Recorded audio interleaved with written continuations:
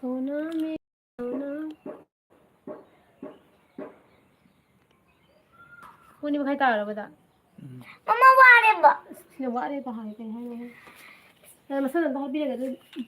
कनानोम लाओने चला चला जाओ तो करने पाना ओए मा का सुबह मची की वाला दी नंबर 1 मी बजे मुझे तो से लाओ मी वाला लाइट नहीं थारी से होया बा नंगन ने मी मा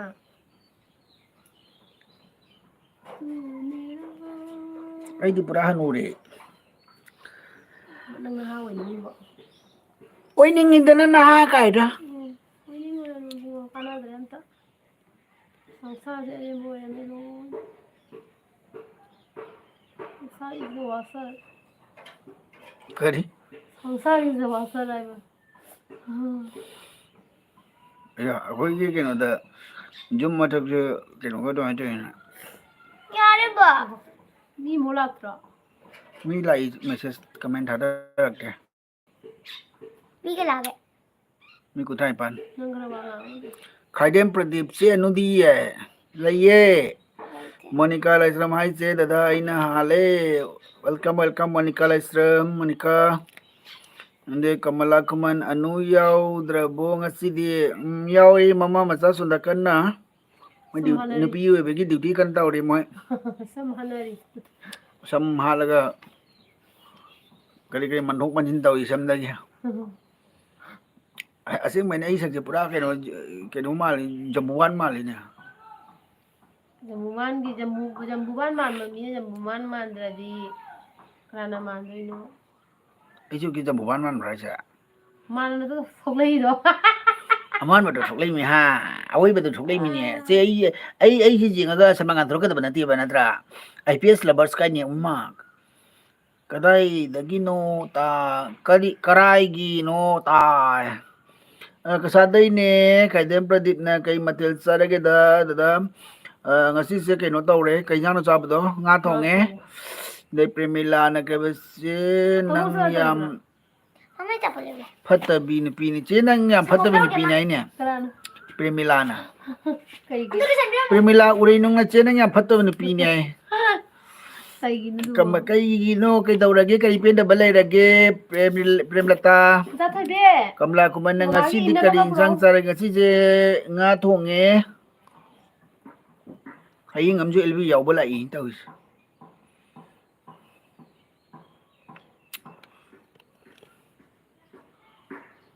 lagi fajar ba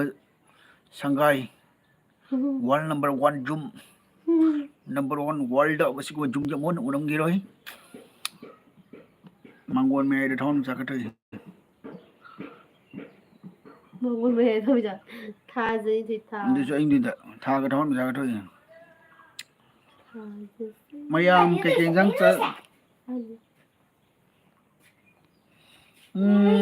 Priya Disney vlog bye bung nungai ribo nungai ge tawraga nungai tiye IPS lovers na kasar karai gino karai de gino kasar sonai de gine tau mu ma cha आई चल संगो ha ja ge tumalo संगो sakin wa ba ma cha no guji लगे ना संगो ho me ngala ja thawai ne lau chalu sai di chatti ne tani ngore na si di amna me ngala sa lu ba ei sakin ei kai tha dem ma pradeep tha na dada che nusi kaba ei jo nu bi ma na kapan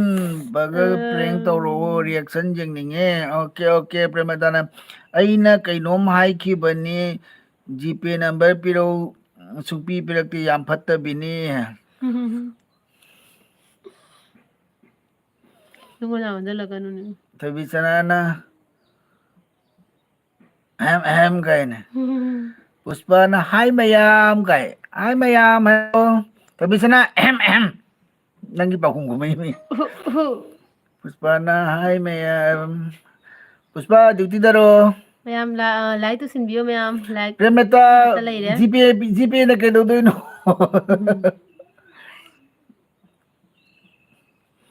tabi sanana dabong kanano nungaite Yuki ayam hi hello ayam sauningi ko ay puspa na Yuki na hai kay gina sauningi ni be ma puspa ka daura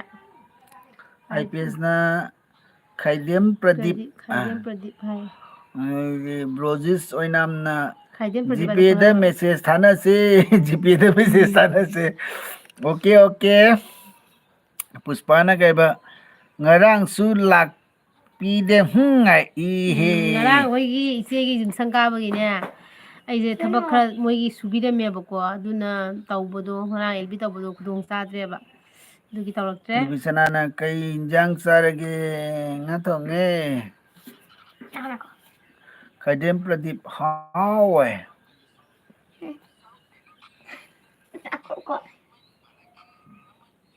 Sanabi thok Bisanana ina ꯌꯦꯡꯅꯤꯡꯗꯦ mase ꯍꯥꯏꯔꯅꯣ tumning ba mali ꯆꯥꯛ ꯇꯣꯂꯛꯄꯩ ꯇꯨꯝꯅꯤꯡꯉꯤꯅꯤ ꯇꯨꯝꯕꯒ ꯐꯪꯗꯦꯗ ꯏꯆꯥ ꯊꯣꯏꯕꯤꯒꯤ ꯃꯁꯝ ꯍꯥꯠꯄꯤꯔꯝꯃꯦ ꯑꯗꯒꯤ ꯃꯥ exam ꯍꯌꯦꯡ ꯃꯟꯗꯦꯗꯒꯤꯅꯦꯕ ꯑꯗꯨꯒꯤ Khingera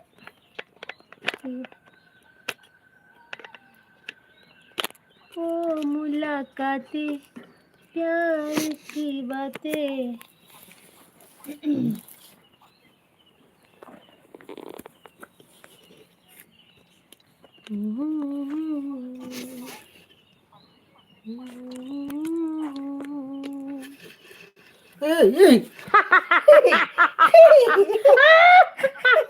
Kay do de Ay siya Ada wala Ay siya ina mase tumning ba mali karigino Khaidem Pradip Premadawne che nu na tumina leirido kaigino Bisanana hayeng kauni ko nungdang Brojamna kaiba Kaurayda Thebisana Haluana henbra singrana henbra Singrana haubra haiba Oh haluana henbra singrana haubra ꯑꯩꯗꯤ ꯈꯪꯗꯦ ꯑꯩꯗꯤ ꯑꯊꯨꯝꯕꯁꯦ ꯌꯥꯝ ꯄꯥꯝꯖꯗꯦ ꯑꯗꯨꯅ ꯑꯩꯈꯣꯏ ꯗꯥ ꯍꯥꯏꯖꯔꯅꯤ ꯑꯩꯅ ꯁꯤꯡꯒ꯭ꯔꯥꯗꯤ ꯊꯨꯝꯗꯦꯅ Khaidem Pradipna ꯑꯩꯗꯤ kaiba ꯁꯤꯡꯒ꯭ꯔꯥꯅ ꯍꯦꯜꯂꯤ Manipuri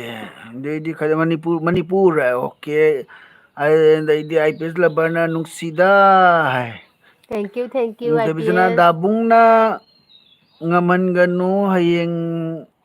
githarak kaiba hayeng tharak taraba kaunaroy ꯀꯧꯅꯔꯣꯏ ꯍꯥꯏ ꯅꯍꯥꯟꯁꯨ ꯊꯥꯗꯕꯗꯣ ꯑꯗꯨꯒ ꯑꯩꯅ Brody Khaidem Pradip Brody bro ꯂꯩꯇ ꯁꯤꯗ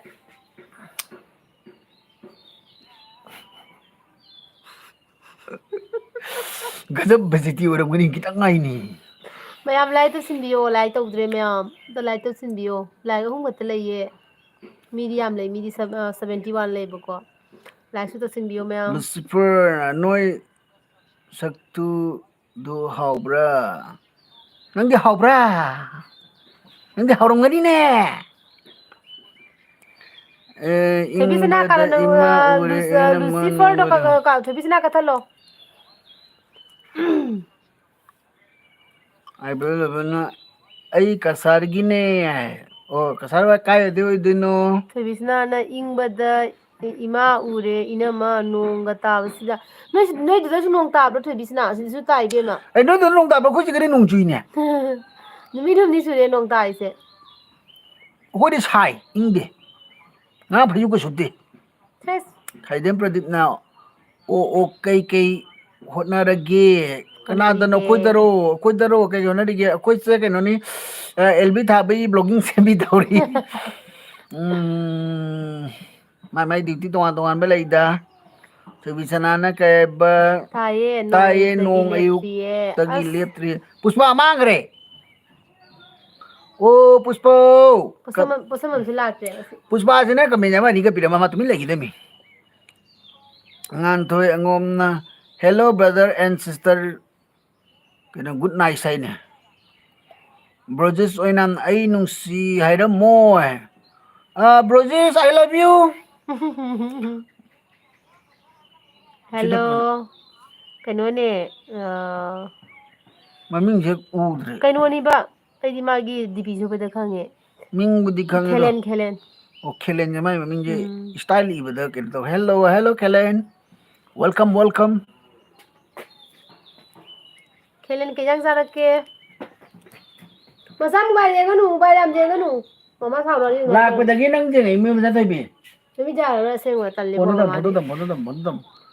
Helena che tamo kari ensang charage hai ko. Charabu. Akoigi ngasi nga thonge. Helen I'm will I am making. maitai. Yambase pakang oirakanda nupina koitan tanarakpra. Ai tanalakte ko. Ai khoi daga tanajalakte ko. Nupina budi mayam tare ina ambu pamude. Masak Tai tanalakpra ni hangi je. tabul tanare amu nupina ai na buja kite. Tanalakpra Kelen yamba. Duga ai adagi nangat aina tanaba sing dona buja birak to. ai jari didi. Nang jara nang lawre na ina. O tengene dabi de be lodida. Che kobi thongba chare dei thubisana ina ma chin khumido chinban do pat labo wa Chima lovely pat me pene tene saket ke chimun jang gidne chara kai ke na che ta mo usare. lovely me na mastam ke no ne ngasi se nga thonge dei khele na che koi di nong haithari akhoi su haithari ne ngarang da ki Hoji pajana sune kan tawe nong thi mangne ba. hoje pudi chude Ke hang sara ge che tamo se khoi di no. Ithari oh.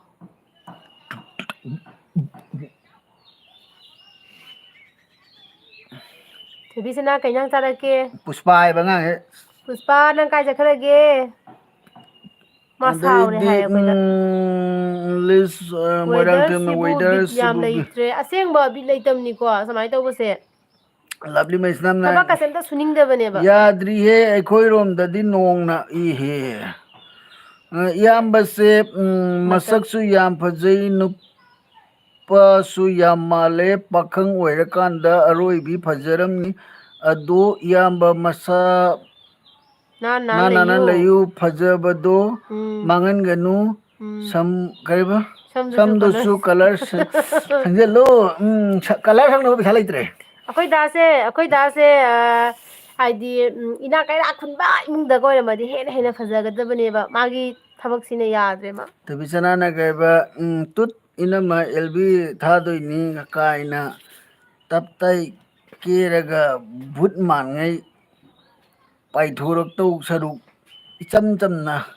ke da bana phai ye ika ai thi ma ni kai bagi ni ina mai khunjan to le bisana me bana hawai thong ba chaye hai mayam like to sinbiyo like to daba yawra gadi ngasigi weather se sak kal season mam ai no mane parlor da changa gane facial ga tawra gane sam ga se sas ka tawra ga pa da ga se threading ga tawra ga na da ga airing ga jala ga pisum da ga swai da ga masam ga swai tan ga chingbi ga tawra ga koilang ga se sit nan ka thala ga homo mane thurak homo mane thu pujam phajana hai ba lo homo mane thorake ai kuidri noi ani gi channel se thengnaba ado nong kai nung kai ba nung mandana noi ani video sing 80% yeng loi re nong ma 80% hai oh thank you yang loi re thank you bisana so ina much mana thi khanjarasu ꯑꯩꯉꯣꯟꯗꯒꯤ ꯗꯤ ꯌꯥꯝ ꯍꯦꯜꯂꯤ ꯐꯖꯕ ꯑꯗꯨꯅ ꯃꯥꯏ ꯈꯨꯝꯒꯅꯣ ꯑꯦꯂꯤꯁꯅ ꯀꯩꯕ ꯍꯧꯕꯗꯒꯤ ꯌꯦꯡꯊꯔꯛꯄꯅꯤ thank you ꯑꯦꯂꯤꯁꯅ ꯅꯠꯇꯦ ꯅꯣꯡꯃꯗ ꯅꯠꯇꯦ ꯑꯣ ꯅꯣꯡꯃꯗ ꯅꯠꯇꯦ ꯍꯥꯏꯕ ꯑꯣ ꯑꯩꯈꯣꯏꯒꯤ ꯀꯩꯅꯣꯗꯣ ꯀꯩꯅꯣ ꯇꯧꯔ ꯌꯦꯡꯊꯔꯛꯄ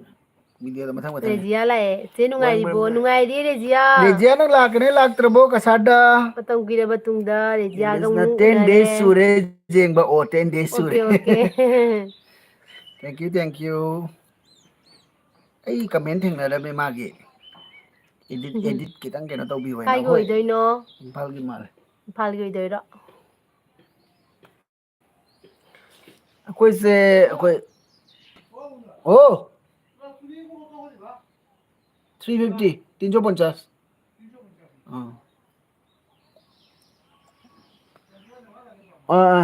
kanglei kanglei ngagani nate congratulations hello congriera hello bro hello and friends sis hi welcome dai di ametina aseng ba bro di masa ꯀꯩꯕ ꯃꯁꯝ ꯅꯥꯟꯅ ꯂꯦꯝꯅ ꯂꯩꯕꯗ ꯐꯖꯒꯗꯕ ꯅꯨꯄꯥꯅꯦ ꯍꯥꯏ ꯃꯥꯅꯦ ꯃꯥꯅꯦ ꯑꯩꯁꯨ ꯍꯥꯏꯌꯦ ꯑꯩꯈꯣꯏ ꯗꯥꯗ ꯗꯥ ꯅꯪ ꯅꯔꯥꯏꯕꯛꯁꯦ ꯑꯣꯟꯊꯣꯛꯅ ꯐꯠꯇꯦꯗ ꯍꯥꯏꯅ ꯊꯣꯏꯕꯤꯁꯅꯥꯅ ꯃꯤꯠꯇꯣ ꯈꯔ ꯀꯧꯊꯣꯛ ꯃꯤꯠꯇꯣ ꯈꯔ ꯂꯥꯎꯊꯣꯛꯎ ꯎꯏꯕ ꯃꯥꯜꯂꯦ ꯏꯅꯝꯃ ꯍꯥꯏ ꯂꯥꯎꯊꯣꯔꯛꯀꯦ ꯁꯨꯃꯥꯏꯅ ꯋꯥꯍꯦꯡꯕꯝ ꯔꯦꯖꯦꯅ ꯑꯩ ꯃꯤꯠꯁꯦ ꯈꯨꯕꯅꯦ ꯑꯗꯨꯗꯨꯅꯅꯦꯕ ꯏꯔꯥꯡꯁꯤꯅ ꯂꯥꯛꯄ ꯈꯔ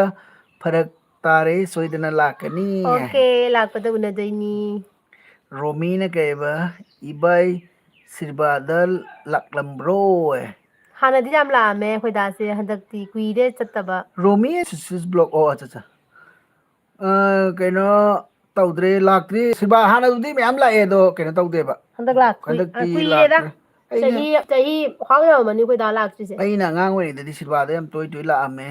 ꯅꯪ ꯇꯣꯏꯕꯤꯁꯅꯥꯅ ꯈꯪꯕ ꯑꯣꯏꯔꯝꯅꯤꯗ ꯂꯥꯎꯊꯣꯛꯎ ꯂꯥꯎꯊꯣꯛ ꯅꯥꯎꯆꯥꯅ ꯀꯩꯕ ꯅꯣꯡ ꯆꯨꯕ꯭ꯔꯣ ꯏꯆꯦ ꯑꯥ ꯆꯨꯏꯌꯦ ꯆꯨꯏꯌꯦ ꯉꯁꯤꯗꯤ ꯆꯨꯗꯦ ꯉꯁꯤ ꯅꯣꯡꯊꯤ ꯗꯦꯂꯤꯁꯅ ꯌꯥꯝ ꯕ꯭ꯔꯣ ꯃꯪꯉꯦ ꯅꯥꯎꯆꯥ ꯂꯚꯂꯤ ꯏꯁꯇꯣꯔꯤꯗꯣ ꯀꯩꯕ ꯂꯚꯂꯤ ꯏꯁꯇꯣꯔꯤꯗꯣ ꯌꯥꯝ ꯅꯨꯡꯁꯤꯌꯦ ꯊꯦꯡꯀ꯭ꯌꯨ ꯊꯦꯡꯀ꯭ꯌꯨ ꯑꯦ ꯏꯆꯟ ꯀꯤ ꯑꯦ ꯏꯁꯀꯥꯏ ꯑꯣꯟꯊꯣꯛꯈ꯭ꯔꯦꯅꯦ ꯏꯆꯟ ꯂꯥꯛꯑꯦ ꯄꯣꯠꯁꯝꯕꯝꯁꯦ ꯃꯃꯤꯡ ꯄꯣꯠꯁꯝ ꯍꯣꯏꯗꯤ ꯑꯣꯟꯊꯣꯛꯈ꯭ꯔꯦ ꯑꯣꯟꯊꯣꯛꯑꯦ ꯃꯣꯏꯁꯦ ꯃꯥ ꯀꯩꯅꯣꯁꯨ ꯀꯔꯤ ꯗꯤꯄꯤꯁꯨ ꯑꯣꯟꯊꯣꯛꯈ꯭ꯔꯦ ꯗꯤꯄꯤ ꯑꯣꯟꯊꯣꯛꯇꯦꯗ ꯑꯣꯟꯊꯣꯛꯏꯁꯤꯗꯤ ꯑꯣꯟꯊꯣꯛꯇ꯭ꯔꯣ ꯏꯆꯦ ꯑꯃꯗꯤ ꯇꯥꯃꯣꯒꯤ ꯂꯥꯏꯐ ꯏꯁꯇꯥꯏꯜꯁꯤ ꯍꯤꯡ ꯏꯆꯟ ꯀꯦꯁꯦ ꯑꯃ ꯑꯣꯏꯔꯝꯅꯤ ꯑꯗꯨꯑꯣꯏꯗꯤ ꯍꯤꯡꯕꯒꯤ ꯃꯍꯥꯎ ꯂꯩꯔꯤꯁꯦ ꯍꯟꯗꯛꯇꯤ ꯑꯩꯒꯤꯗ ꯎꯗꯦ ꯑꯗꯨꯅ ꯂꯥꯏꯚ ꯆꯪꯈꯤꯗ꯭ꯔꯦ ꯃꯅꯤꯄꯨꯔꯗꯁꯨ ꯆꯠꯂꯨꯕꯗꯨ ꯀꯔꯤ ꯅ ꯑꯣꯏꯔꯝꯅꯤ ꯍꯥꯏꯕ ꯃꯅꯤꯄꯨꯔ ꯆꯠꯂꯨꯕꯗ ꯑꯣꯏꯔꯝꯅꯤ ꯑꯣ ꯍꯥꯏꯕ ꯑꯣꯀꯦ ꯏꯆꯟ ꯍꯥꯟꯅꯗꯤ ꯌꯥꯝ ꯂꯥꯛꯑꯝꯃꯦ ꯅꯪ ꯅꯠꯇ꯭ꯔꯥ ꯑꯗꯣ ꯑꯩꯁꯨ ꯈꯜꯂꯦ ꯍꯟꯗꯛ ꯏꯆꯟꯗꯣ ꯑꯝꯇ ꯂꯥꯛꯇ꯭ꯔꯦꯅ ꯈꯜꯂꯦꯕ ꯊꯦꯡꯀ꯭ꯌꯨ ꯅꯆꯦ ꯌꯦꯜꯕꯤꯗ ꯂꯥꯛꯄꯤꯕꯒꯤ ꯊꯦꯡꯀ꯭ꯌꯨ ꯁꯣ ꯃꯆ ꯀꯃꯥꯏꯅ ꯇꯧꯔꯤꯒꯦ ꯏꯆꯟ ꯅꯨꯡꯉꯥꯏꯔꯤꯕꯣ ꯊꯣꯏꯕꯤꯁꯅꯥꯅ ꯃꯤꯠꯇꯣ ꯈꯔ ꯈꯨꯇꯛ ꯄꯤꯛꯇꯛ ꯆꯦꯡꯇꯛ ꯌꯥꯝ ꯅꯨꯡꯁꯤ ꯏꯅꯝꯃ ꯑꯩ ꯃꯤꯠꯁꯦ ꯑꯁꯦꯡꯕꯀꯤ ꯈꯨꯕꯅꯦꯕ ꯀꯪꯒ꯭ꯔꯤ ꯀꯦꯠꯁꯅ ꯂꯥꯎꯗꯕꯅꯦꯕ ꯀꯔꯤ ꯂꯝꯗꯅꯣ ꯁꯤꯁ ꯑꯦꯟ ꯕ꯭ꯔꯣ ꯑꯩ ꯀꯥꯎꯈ꯭ꯔꯦꯕꯣ ꯑꯩꯈꯣꯏꯁꯦ ꯀꯥꯎꯈ꯭ꯔꯦ ꯀꯁꯥꯔꯒꯤꯅꯦ ꯀꯁꯥꯔ ꯁꯨꯅꯥꯏꯒꯤꯅꯤ ꯔꯣꯃꯤꯅꯒ ꯁꯨꯅꯥꯔꯤ ꯁꯨꯕ ꯁꯔꯠꯇꯣ ꯈꯪꯕ꯭ꯔꯣ ꯈꯪꯉꯦ ꯈꯪꯉꯦ ꯁꯔꯠꯇꯤ ꯑꯩꯈꯣꯏ ꯁꯤꯗ ꯂꯩꯔꯝꯕꯗꯣ ꯅꯠꯇ꯭ꯔꯣ ꯎꯝ ꯑꯣ ꯈꯪꯉꯦ ꯑꯗꯨꯗꯤ ꯈꯪꯉꯦ ꯈꯪꯉꯦ ꯂꯤꯁꯅ ꯀꯩꯕ ꯑꯗꯣ ꯑꯩ ꯀꯩꯅꯣꯝ ꯍꯥꯏꯅꯤꯡꯉꯦ ꯍꯥꯏꯌꯣ ꯍꯥꯏꯌꯣ ꯍꯥꯏꯌꯨ ꯍꯥꯏꯌꯨ ꯑꯗꯩ ꯏꯆꯟꯅ ꯀꯩꯕ ꯅꯠꯇꯦ ꯅꯠꯇꯦ ꯑꯩ ꯏꯆꯟ ꯀꯦꯁꯅꯦ ꯍꯥꯟꯅꯗꯒꯤ ꯌꯥꯎꯕꯅꯦ ꯑꯩ ꯌꯥꯎꯏ ꯌꯥꯎꯏ ꯄꯣꯠꯁꯝꯕꯝꯗꯨꯁꯨ ꯑꯩꯒꯤ ꯐ꯭ꯔꯦꯟꯅꯤ ꯑꯣ ꯅꯠꯇꯦꯕꯁꯦ ꯅꯪꯅ ꯄꯣꯠꯁꯝ ꯍꯥꯏꯗꯣ ꯀꯩꯁꯨ ꯑꯣꯏꯔ ꯃꯥꯜꯂꯦ ꯈꯜꯂꯨꯔꯦ ꯏꯆꯟꯁꯦ ꯍꯥꯟꯅꯗꯤ ꯑꯩꯈꯣꯏꯗ ꯁꯞꯄꯣꯔꯠ ꯇꯧꯕꯅꯦꯕ ꯀꯨꯏꯔꯦ ꯃꯥ ꯂꯥꯛꯈꯤꯗꯕ ꯏꯆꯟꯅ ꯅꯨꯡꯉꯥꯏꯔꯤꯌꯦ ꯆꯦ ꯍꯥꯏ ꯀꯩ ꯏꯟꯖꯥꯡ ꯆꯥꯔꯛꯀꯦ ꯏꯆꯟ ꯏꯆꯤꯜ ꯏꯅꯥꯎ ꯃꯌꯥꯝꯁꯦ ꯅꯠꯇ꯭ꯔꯥ ꯃꯐꯝ ꯃꯐꯝ ꯅꯣꯏ ꯀꯥꯏ ꯀꯩꯅꯣ ꯀꯥꯏꯗꯒꯤ ꯃꯌꯥꯝ ꯈꯪꯅꯔꯛꯏꯅꯤꯀꯣ ꯍꯧꯖꯤꯛꯁꯦ ꯑꯁꯦꯡꯕ ꯃꯥꯏ ꯄꯨꯟꯁꯤꯗ ꯃꯃꯤꯡꯁꯦ ꯀꯩꯅꯣ ꯁꯨꯃꯥꯏꯅ ꯈꯪꯅꯅꯤ ꯀꯥꯏꯅ ꯊꯥꯖꯄꯣꯟꯇꯦꯕ ꯈꯣꯏ ꯃꯥꯝꯇꯣꯟꯅꯦ ꯑꯣ ꯑꯣ ꯁꯔꯠꯇꯣ ꯃꯣꯏ ꯃꯥꯝꯇꯣꯟꯅꯦ ꯍꯥꯏꯕ ꯑꯥ ꯁꯔꯠꯇꯤ ꯍꯥꯟꯅ ꯁꯤꯗ ꯂꯩꯔꯝꯃꯦ ꯔꯣꯃꯤ ꯑꯩꯈꯣꯏ ꯁꯤꯗꯅꯦ ꯂꯩꯔꯒ ꯁꯨꯅꯥꯔꯤ ꯁꯨꯔꯝꯃꯤꯗꯅ ꯖꯥꯃꯨ ꯀꯥꯂꯤꯒꯤꯗ ꯑꯗꯣ ꯑꯩꯅ ꯌꯨꯝ ꯄꯥꯜꯂꯕ ꯐꯥꯎꯕ ꯑꯣꯈꯥꯛ ꯀꯨꯏ ꯂꯩꯔꯝꯃꯤ ꯅꯠꯇ꯭ꯔꯥ ꯆꯍꯤ 2-3-4 ꯂꯩꯔꯝꯃꯤ ꯔꯣꯃꯤꯌꯟ ꯁꯤꯁꯤꯁꯦ ꯀꯩꯅꯣꯒꯤ ꯐ꯭ꯔꯦꯟ ꯃꯥꯒ ꯄꯨꯟꯕꯗꯣ ꯑꯣꯏꯗꯣꯏꯔꯥ ꯀꯔꯥꯏ ꯀꯅꯥꯒ ꯁꯨꯁꯤꯁ ꯕ꯭ꯂꯣꯛꯁꯦ ꯑꯩꯁꯦ ꯑꯝꯇ ꯁꯨꯁꯤꯁ ꯀꯩꯅꯣꯒꯅꯦ ꯕ꯭ꯂꯣꯛꯁꯦ ꯀꯩꯅꯣꯒ ꯄꯨꯟꯕꯗꯣ ꯀꯗꯥꯏꯒꯤꯅꯦ ꯍꯟꯗꯛ ꯑꯩꯈꯣꯏꯅ ꯀꯩꯅꯣ ꯇꯧꯕꯗꯣ ꯆꯟꯕꯤ ꯆꯟꯕꯤꯒ ꯄꯨꯟꯕꯗꯣ ꯑꯣꯏꯗꯣꯏꯔꯥ ꯃꯅꯤꯇꯣꯝꯕꯤꯁꯤꯡꯅ ꯍꯦꯜꯂꯣ ꯆꯦ ꯏꯕꯥꯏ ꯍꯦꯜꯂꯣ ꯍꯥꯏ ꯑꯁꯥ ꯃꯅꯤꯇꯣꯝꯕꯤ ꯑꯣꯏꯅꯥꯝ ꯍꯥꯏ ꯒꯨꯗ ꯏꯚꯤꯅꯤꯡ ꯍꯥꯏ ꯒꯨꯗ ꯏꯚꯤꯅꯤꯡ ꯑꯁꯥ ꯌꯥꯝ ꯍꯥꯎꯅ ꯆꯥꯔꯛꯑꯦ ꯑꯗꯣ ꯑꯩꯒꯤ ꯌꯥꯝꯕꯨꯡ ꯂꯨꯍꯣꯡꯕꯒꯤ ꯆꯠꯂꯨꯕꯅꯦ ꯑꯦꯛꯖꯥꯝ ꯂꯩꯕꯒꯤ ꯌꯥꯝ ꯌꯥꯡꯅ ꯍꯜꯂꯛꯑꯦ ꯑꯣꯀꯦ ꯑꯣ ꯑꯣꯀꯦ ꯂꯩꯔꯝꯕꯅꯤ ꯑꯗꯨꯅ ꯑꯩꯁꯨ ꯏꯕꯥꯏ ꯃꯁꯛ ꯈꯪꯉꯤꯃꯤ ꯈꯪꯉꯤꯅꯤ ꯑꯣ ꯁꯤꯗ ꯂꯥꯛꯑꯝꯕ꯭ꯔꯣ ꯅꯪ ꯑꯥꯗ ꯂꯩꯔꯝ ꯑꯣ ꯁꯤꯒꯁꯨ ꯂꯩꯔꯝ ꯀꯩꯅꯣ ꯇꯧꯔꯝꯒꯅꯤꯅ ꯂꯩꯔꯝꯕꯅꯤ ꯂꯩꯔꯝꯕꯅꯤ ꯍꯥꯏꯗꯤ ꯑꯣ ꯑꯥꯗ ꯁꯔꯠꯁꯦ ꯂꯩꯔꯝꯕꯅꯤ ꯍꯥꯏꯕꯁꯤꯗ ꯎꯝ ꯊꯣꯏꯕꯤꯁꯅꯥꯅ ꯁꯛꯀ ꯎꯅꯔꯗꯤ ꯀꯌꯥꯗ ꯅꯨꯡꯉꯥꯏꯅꯤ ꯂꯥꯞꯁꯨ ꯂꯥꯞꯄꯤ ꯁꯨꯃꯥꯏ ꯈꯪꯅꯔꯛꯀꯅꯤ ꯊꯥꯖꯗꯦ ꯑꯗꯨꯅꯦꯕ ꯀꯥꯏ ꯀꯥꯏꯗꯒꯤꯅꯣ ꯑꯃꯨꯛ ꯐꯥꯎ ꯎꯅꯗꯕ ꯃꯌꯥꯝꯅꯦꯕ ꯈꯪꯅꯔꯤꯁꯦꯀꯣ ꯃꯅꯦ ꯁꯤꯜꯀꯤꯅ ꯑꯣ ꯆꯦ ꯀꯩꯅꯣꯒꯤ ꯂꯥꯛꯑꯦ ꯑꯩ ꯋꯦꯜꯀꯝ ꯁꯤꯜꯀꯤ ꯔꯣꯃꯤꯅ ꯋꯦꯜꯀꯝ ꯀꯩꯅꯣꯅ ꯆꯟꯕꯤꯅ ꯅꯪꯒ ꯑꯩꯈꯣꯏꯗ ꯅꯣꯡꯃ ꯂꯥꯛꯀꯅꯤ ꯍꯥꯏꯔꯛꯄꯅꯦ ꯂꯥꯛꯑꯣ ꯅꯣꯡꯃ ꯀꯣ ꯍꯥꯏꯗꯤꯀꯣ ꯆꯨꯝꯃꯕꯣ ꯅꯪ ꯔꯣꯃꯤꯒꯔꯣ ꯎꯝ ꯑꯣ ꯍꯥꯏꯗꯤꯀꯣ ꯚꯤꯗꯤꯑꯣ ꯀ꯭ꯋꯥꯂꯤꯇꯤꯅꯦ ꯑꯗꯩ ꯏꯗꯤꯇꯤꯡꯗꯨꯒ ꯈꯤꯇꯪ ꯑꯞꯗꯦꯠ ꯇꯧꯔꯗꯤꯀꯣ ꯆꯦꯅꯦꯜꯁꯦ ꯃꯥꯏ ꯐꯖꯅ ꯄꯥꯛꯇꯧ ꯃꯥꯜꯂꯦ Content ꯀꯟꯇꯦꯟ ꯁꯤꯡꯁꯨ ꯌꯥꯝ ꯅꯨꯡꯉꯥꯏ ꯅꯣꯏꯅꯤꯒꯤ ꯍꯥꯏ ꯑꯣꯀꯦ ꯕ꯭ꯔꯣ ꯍꯧꯖꯤꯛꯁꯦ ꯀ꯭ꯋꯥꯂꯤꯇꯤ ꯀꯩꯅꯣꯒꯤ ꯀ꯭ꯋꯥꯂꯤꯇꯤ ꯐꯣꯟ ꯑꯇꯥꯡꯕꯁꯦ ꯂꯧꯕ ꯉꯝꯗꯅ ꯂꯩꯔꯦꯅꯦ ꯕ꯭ꯔꯣ ꯍꯥꯏꯗꯤ ꯂꯧꯔꯛꯑꯒꯅꯦ ꯐꯖꯅ ꯇꯧꯔꯛꯀꯅꯤ ꯍꯧꯖꯤꯛꯁꯦ ꯈꯤꯇꯪ ꯃꯑꯣꯡ ꯆꯥꯗ꯭ꯔꯤꯕ ꯑꯗꯨꯒꯤꯅꯤ ꯑꯁ ꯑꯣꯏꯅ ꯀꯩ ꯃꯊꯦꯜ ꯆꯥꯔꯒꯦ ꯉꯁꯤꯗꯤ ꯆꯦꯅꯤ ꯚꯥꯏ ꯉꯁꯤꯗꯤ ꯊꯦꯡꯀ꯭ꯌꯨ ꯉꯥ ꯁꯣ ꯊꯣꯡꯉꯦ ꯃꯆ ꯑꯩꯈꯣꯏꯒꯤ ꯑꯁꯣꯏꯕ ꯍꯥꯏꯕꯤꯔꯛꯄꯒꯤ ꯐꯖꯅꯤ ꯀꯃꯥꯏꯅ ꯇꯧꯔ ꯏꯆꯟꯅ ꯐꯖꯅꯤ ꯀꯩꯕ ꯑꯩ ꯈꯪꯍꯟꯕꯤꯔꯛꯄꯀꯣ ꯌꯥꯝ ꯍꯔꯥꯎꯋꯤ ꯌꯥꯝ ꯅꯨꯡꯉꯥꯏ ꯃꯅꯤꯄꯨꯔꯗꯒꯤꯅꯦ ꯀꯁꯥꯔꯗ ꯂꯨꯍꯣꯡꯕꯅꯦ ꯑꯣꯀꯦ ꯑꯣ ꯃꯅꯤꯄꯨꯔꯒꯤꯅꯦꯕ ꯃꯥꯁꯦ ꯀꯣ ꯀꯁꯥꯔꯗ ꯎꯝ ꯂꯨꯍꯣꯡꯕ ꯇꯕꯤꯁꯅꯥ ꯃꯥꯏꯕꯝ ꯑꯩꯅ ꯀꯩꯕ ꯑꯍꯥꯟꯕ ꯌꯥꯎꯔꯛꯈꯤꯕ ꯑꯦꯜꯕꯤꯗꯣ ꯀꯥꯎꯗ꯭ꯔꯤ ꯑꯕꯨꯡꯉꯣꯅ ꯊꯥꯕꯅꯦ ꯑꯗꯨꯒ ꯑꯍꯥꯟꯕ ꯃꯨꯛꯕꯥꯡ ꯔꯤꯀ꯭ꯋꯦꯁ ꯇꯧꯈꯤꯕꯗꯨꯁꯨ ꯌꯥꯝ ꯍꯥꯎꯈꯤꯕ ꯍꯔꯥꯎꯈꯤꯕꯅꯦ ꯁꯠ ꯁꯠ ꯇꯧꯔꯛꯄꯒꯤ ꯇꯧꯔꯛꯄꯒꯤ ꯍꯣꯏ ꯔꯣꯕꯤꯟ ꯅꯦꯛꯁꯇꯒꯤ ꯅꯪꯒꯤ ꯔꯤꯀ꯭ꯋꯦꯁ ꯃꯨꯛꯕꯥꯡꯗꯣ ꯇꯧꯕ ꯉꯝꯗꯅ ꯂꯩ ꯅꯣꯡ ꯆꯨꯕꯗꯨꯗ ꯀꯥꯡꯁꯣꯏ ꯆꯥꯕꯗꯣ ꯍꯥꯎꯋꯦꯅꯅꯦ ꯔꯣꯃꯦꯟ ꯆꯥꯗꯅ ꯁꯤꯁꯤꯅ ꯂꯩꯔꯦ ꯀꯩ ꯍꯥꯏꯕ ꯊꯣꯏꯕꯤꯁꯅ ꯂꯥꯛꯀꯅꯤ ꯁꯣꯏꯗꯅ ꯏꯕ ꯑꯩ ꯍꯧꯖꯤꯛ ꯒꯨꯍꯥꯇꯤꯗ ꯂꯩ ꯍꯜꯂꯛꯄꯒ ꯂꯥꯛꯇꯣꯏꯅꯦ ꯆꯦ ꯆꯟꯕꯤꯒ ꯑꯣꯀꯦ ꯂꯥꯛꯑꯣ ꯔꯣꯃꯤ ꯊꯕꯤꯁꯅꯥꯅ ꯑꯗꯨꯗꯤ ꯑꯗꯨꯝ ꯅ ꯀꯃꯦꯟ ꯄꯤꯔꯛꯏꯁꯦ ꯑꯩꯒꯤ ꯌꯥꯝ ꯁꯞꯄꯣꯔꯠ ꯇꯧꯕꯤꯕ ꯄꯨꯁꯄꯥ ꯍꯥꯏꯕ ꯉꯥꯡꯁꯦ ꯇꯧꯁꯟꯅꯔ ꯊꯣꯛꯈ꯭ꯔꯦꯅꯦ ꯃꯥ ꯗ꯭ꯌꯨꯇꯤ ꯏꯆꯟꯅꯨꯄꯤꯅꯤ ꯂꯩꯇꯕ ꯌꯥꯜꯂꯥ ꯊꯣꯏꯕꯤꯁꯅꯥꯁꯦ ꯑꯣ ꯄꯨꯁꯄꯥꯧ ꯅꯪꯕꯨ ꯀꯥꯏ ꯂꯣꯠꯈ꯭ꯔꯒꯦ ꯄꯣꯠꯁꯝꯕꯝ ꯀꯧꯕ ꯆꯠꯈ꯭ꯔꯕ ꯈꯪꯗꯦ ꯃꯥ ꯄꯣꯠꯁꯝꯒ ꯋꯥꯔꯤ ꯁꯥꯟꯅ ꯂꯩꯔꯝꯃꯅꯤ ꯃꯣꯏ ꯊꯥꯅꯕ ꯌꯥꯗ꯭ꯔꯕꯅꯤ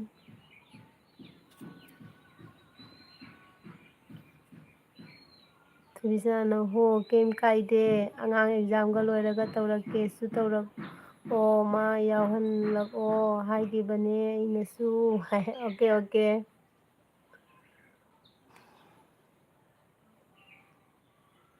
ꯔꯣꯃꯤꯅ ꯍꯣꯏ ꯆꯦ ꯏꯕꯥꯏ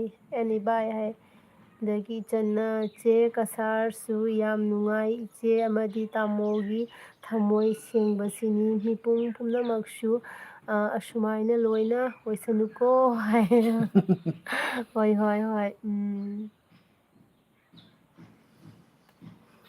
ꯉꯁꯤ ꯁꯤꯗꯣꯏꯔꯥ ꯍꯌꯦꯡ ꯁꯤꯗꯣꯏꯔꯥ ꯈꯪꯗ꯭ꯔꯥ ꯇꯥꯏꯕꯪꯅꯤ ꯅꯠꯇ꯭ꯔꯥ ꯅꯣꯡꯃ ꯅꯤꯅꯤ ꯍꯤꯡꯃꯤꯟꯅꯕꯁꯤꯗ ꯅꯨꯡꯁꯤꯅꯅ ꯍꯤꯡꯃꯤꯟꯅꯕꯗꯨꯅ ꯐꯩꯀꯣ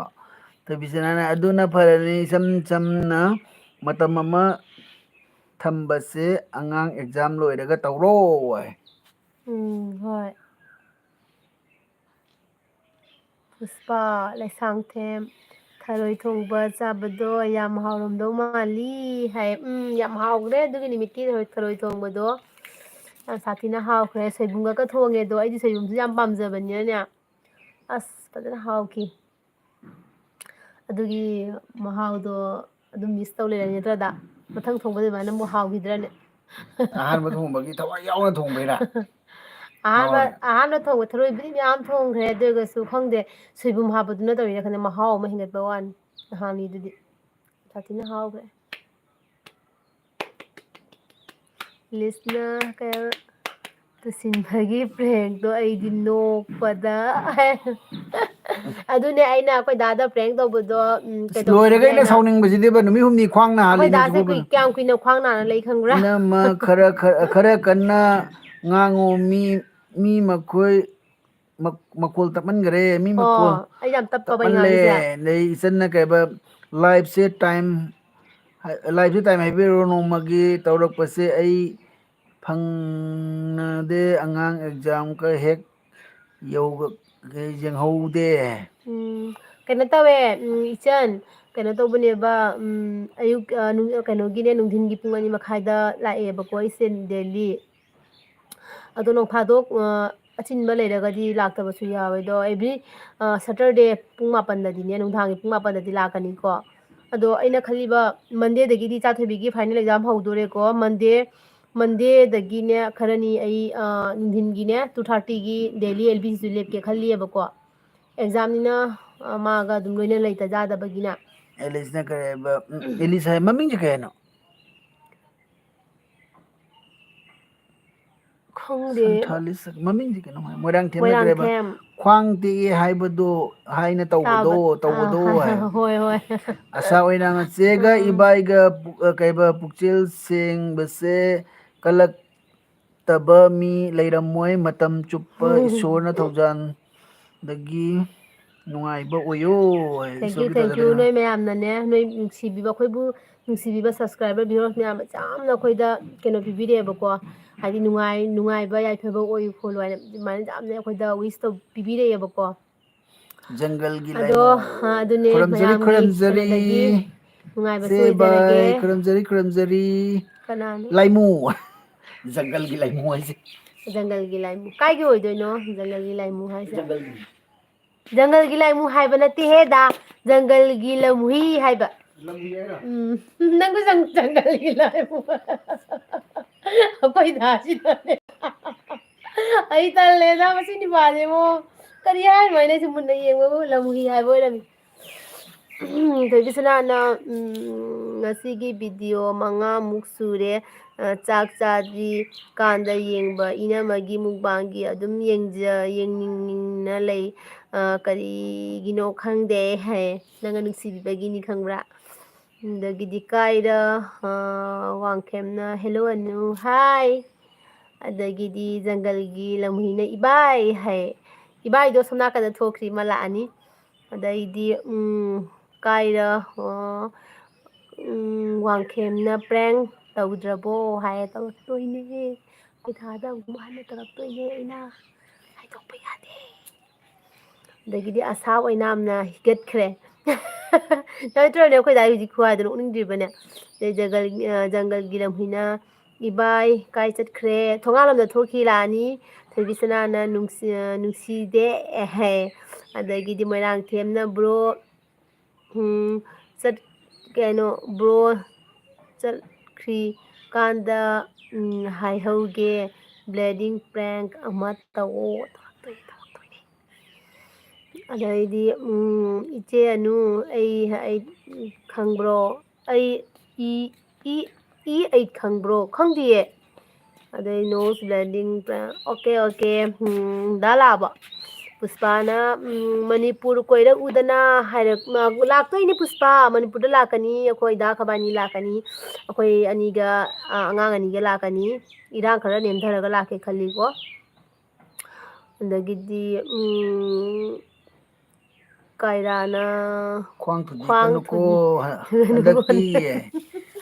ꯊꯣꯏ ꯊꯣꯛꯆꯣꯝꯅꯁꯦ ꯑꯅꯨ ꯒꯨꯗ ꯑꯐꯇꯔꯅꯨꯟ ꯒꯨꯗ ꯑꯐꯇꯔꯅꯨꯟ ꯑꯗꯩ ꯖꯪꯒꯜꯒꯤ ꯂꯝꯍꯨꯏꯅ ꯏꯆꯦꯅꯨ ꯅꯣꯏ ꯆꯥꯟꯗꯝ ꯂꯩꯀꯥꯏꯒꯤ ꯅꯠꯇ꯭ꯔꯥ ꯃꯥꯅꯤ ꯅꯪ ꯀꯗꯥꯏꯒꯤꯅꯣ ꯖꯪꯒꯜꯒꯤ ꯂꯝꯍꯨꯏꯁꯦ ꯑꯩꯈꯣꯏ ꯈꯪꯕ ꯃꯤ ꯑꯣꯏꯔꯝꯃꯅꯤ ꯈꯪꯉꯝꯃꯅꯤ ꯁ꯭ꯋꯥꯏꯒꯤꯒ ꯑꯣꯏ ꯂꯩꯔꯝꯃꯦ ꯑꯩꯈꯣꯏ ꯈꯨꯟꯒꯤꯒ ꯑꯣꯏ ꯂꯩꯔꯝꯗꯅ ꯂꯥꯁꯇ ꯀꯗꯥꯏꯒꯤꯅꯣꯕ ꯅꯪ ꯑꯗꯒꯤꯗꯤ ꯖꯪꯒꯜ ꯂꯝꯍꯨꯏꯅ ꯅꯣꯏꯒꯤ ꯁꯣꯅꯥꯏ ꯍꯥꯏ ꯁꯣꯅꯥꯏ ꯆꯥꯟꯗꯝ ꯂꯩꯀꯥꯏꯒꯤꯅꯦ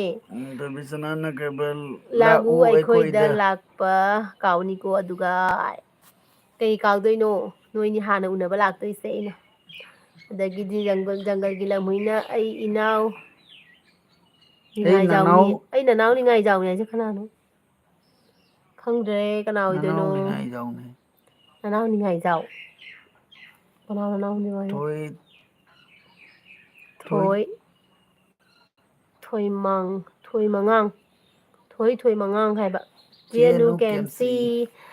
ꯉꯁꯤꯗꯤ ꯉꯥ ꯊꯣꯡꯕ ꯆꯥꯔꯦ ꯊꯣꯏ ꯅꯪꯗꯤ ꯀꯩ ꯌꯦꯟꯁꯥꯡ ꯆꯥꯔꯛꯀꯦ ꯑꯩ ꯉꯁꯥꯏꯗꯒꯤ ꯇꯧꯔꯤꯁꯦ ꯄꯨꯡꯈꯥꯏ ꯑꯃ ꯐꯥꯔꯝꯗ꯭ꯔꯤꯅꯦ ꯑꯩ ꯈꯨꯃꯟꯅꯤ ꯑꯩ ꯍꯥ ꯈꯨꯃꯟꯅꯦ ꯀꯩꯅꯣꯅꯤꯅꯦ ꯑꯩ ꯉꯁꯥꯏ ꯈꯪꯉꯦ ꯑꯩꯁꯨ ꯈꯜꯂꯦ ꯍꯥꯏꯕ ꯈꯨꯃꯟ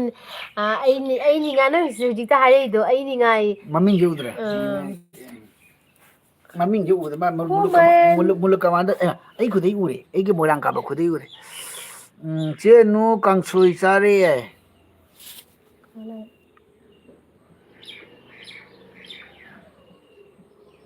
ꯇꯦꯟ ꯂꯥꯛꯑꯦ ꯑꯩ ꯆꯪꯉꯦ ꯃꯌꯥꯝ ꯏꯃꯨꯡꯗ ꯆꯪꯉꯁꯤ